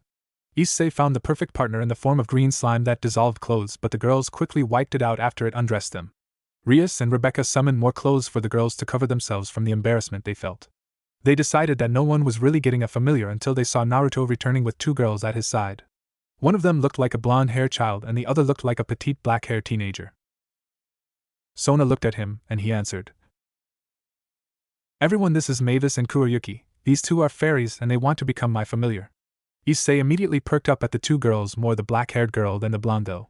He was about to say something but Kuroyuki decided to put a metal slab over his mouth, that way she didn't have to listen to him nag anyone right now. Naruto warned them both about him, and the peerage he is from, and while Mavis was more childish of the two, they both agreed if they try anything, they would beat them to a pulp for it. The familiar master was shocked that this kid not only got a fairy familiar, but two of them. And from what he heard around the forest, these two were considered gods among their race with their amazing magic. So after signing the contract and making it official, the two girls told him to summon them when he needed them to do something. They flew back to the tree they lived in while the two peerages teleported away. Arriving at the council room, Naruto wished all of them a good day and headed back to his place. Upon arriving there, he got out his best outfit of a white button-up shirt, a pair of black dress slacks, and a pair of blue sneakers. Clothes he had gotten from his king a few weeks ago after joining the peerage, and one of the days he was out training with Medaka. That reminded him that he would start up his training with her again starting tomorrow, but they would be doing other stuff other than the special training grounds this time around. He checked himself out in the mirror and saw he looked good, so he took off and headed downtown to the amusement park that was in town for this week. Today was one of the last days it would be here, so the lines were going to be packed for everyone trying to get the good prizes. He was checking his watch when he heard. Sorry, did I keep you waiting long? Looking over to the side, he blushed up a major storm from the sight of her. Rebecca was wearing a blue top that was strained by her, a white skirt that stopped at about her mid-thighs, and she was wearing a pair of black high-heel shoes. She was beautiful to look at, and she seemed to forego the idea of makeup because she was hot without it. He totally agreed with that assessment, to be honest. Rebecca was trying her best to impress Naruto because while Rias had bad feelings to him, she was the opposite. Honestly, he was one of the first guys she found that was interested in her rather than what's beneath her clothes. She could see he had some lust for her, but he was a gentleman first by looking her in the face instead. After making sure he was still breathing, Naruto and Rebecca started going through the stalls and trying out the different foods there. What they didn't know was that they were being followed by several individuals. Shuko was watching the date with a furious glare in her eyes. The other girls were the same way, and they were cursing they weren't in her position. Medaka, who had just returned to the human world, today was looking on with a calm, angry look on her face because she wanted to be in Rebecca's place now. The only girl that was not present at the moment was Sona because she was busy with paperwork, and she wasn't worried about the date because she knew Naruto liked her more than Rebecca right now. So the date was progressing well. Naruto won a few of the games here and managed to get presents from each stall. One stall that was a stacked cup game, he got her a stuffed fox. Another stall with throwing balls into a bucket in which he won another stuffed animal for her in the form of a cat this time. Honestly, after winning at 5 of the stalls, they started barring him from all of the games in order to save their prizes. Naruto managed to hide the toys in a pocket dimension that he could summon while she was carrying the stuffed fox around with her. Naruto and Rebecca were ending this date at the amusement park with them sharing a drink together that was filled up too much, and they were sharing it between each other. Naruto was handing her the drink when he was suddenly hit from behind by Issei. He had followed them to the amusement park and decided to try and ruin their date. He was angry his two best friends were gone from school and now the peeping hole was permanently sealed shut to where he couldn't look through it at all. Honestly, he missed his buds and they told him that it was Naruto's fault, so he decided to ruin his date for them. But what he didn't see in his moment of triumph was that the drink spilled all over Rebecca, ruining her new shirt and skirt, and making her feel really sticky. Her temper finally snapped, and she was glowing with absolute rage right now. Issei was unaware of it, but Naruto saw this and took a few steps back away from her. He was thinking Naruto was scared of him until he heard Issei. He looked behind him and saw a furious girl. He tried to run, but she caught the back of his shirt, and all the people could hear was the scream of a boy in pain. An hour later, Naruto had just watched Rebecca pretty much curb stomp Issei to the point she broke every bone in his body along with almost removing his balls while she was at it. All Naruto could do was shiver in fear of ever crossing her like he did, and hopefully he would make it out better than he did. Rebecca was wiping the blood off her hands and now was ready to finish this date so she could go home and bathe. Also, she should remember to talk to Rias tomorrow about this and to warn her if this happens again. She would make sure he paid with his life next time. Once they got some refreshments and started to head back to Naruto's place, they started sharing life stories with each other. Naruto found out while Rias was the heiress, she was next in line if anything happened to compromise her position with the clan. Naruto told her about his friends in the orphanage along with the promise he made to one of them when he was a kid. She thought it was cute he was holding on to a childhood promise that he made years ago. Arriving back at his place, Rebecca said, "I had a great time, Naruto. Let's do this again sometime, huh?" "Sure, only if it's okay with my king?" Rebecca was upset with this, but she nodded her head, understanding his position. After making sure they would do it again, she gave him a kiss on the cheek and teleported back to her place. Entering his apartment, Naruto only wanted to relax and go to bed after such a stressful day and watching the most horrific beating he had ever seen in his life. But the minute he opened the door, he saw Akino was lying on his dining room table half naked with her hanging out for everyone to see. "Hello, Naruto-sama, how would you like to play with me now?" Naruto only deadpanned at her and started walking upstairs, and he said as he was going up, "Try not to make a mess of my kitchen, Shuko." Akino was confused with what he was saying until she saw Shuko coming out of the showers carrying a sword and wearing some kind of armor around her body. Akino knew from past experiences that armor was lightning-proof, so she was in serious trouble now. While Naruto was going to sleep, all he could hear was explosions coming from downstairs and a few crashes until finally he heard the shattering of the window. Just another day for Naruto Uzumaki. Naruto sat in class today and wondered what was going to happen this week. After the incident with his kitchen and Akino, he had been trying to find a peaceful place to relax lately. However, it would seem that Akino wouldn't leave him alone for some unknown reason, and it was irritating to him. While he liked the attention before he joined Sona's peerage, now he couldn't care less. He had seen Tsubaki naked, and to be honest, and she had a much better body than hers. The bell rings and Naruto got out of his seat, quickly makes a mad dash for the student council room. This was the only place in the school he had peace. Arriving at the office door, he barged through and bowed to Sona. Taking his seat at his desk, he started working on some of the paperwork he had stacked up for a while now. Sona was shocked that he was here and was wondering what had gotten into him. Looking at his face, she could tell he was annoyed about something, but what about? To be honest, she had no idea. Standing from her desk and walking up to his desk, she stood next to him. "Naruto, what's wrong? You look irritated." Naruto looked at her with a small twitch in his eyes. "It's Akino and Issei. They have been hounding me for the last few days, and it's driving me thoroughly nuts." Issei had decided that after his beating from Rebecca he would continue on harassing Naruto. He messed with his locker and failed, tried to mess with his schoolwork and failed, and then he tried ambushing him and failed at this as well.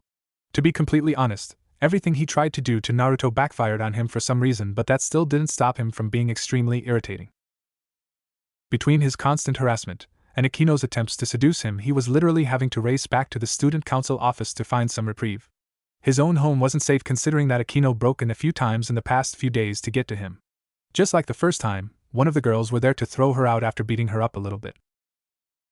First it was Jack after she interrupted her sleep, and the fact she prevented Naruto from coming to bed to comfort her.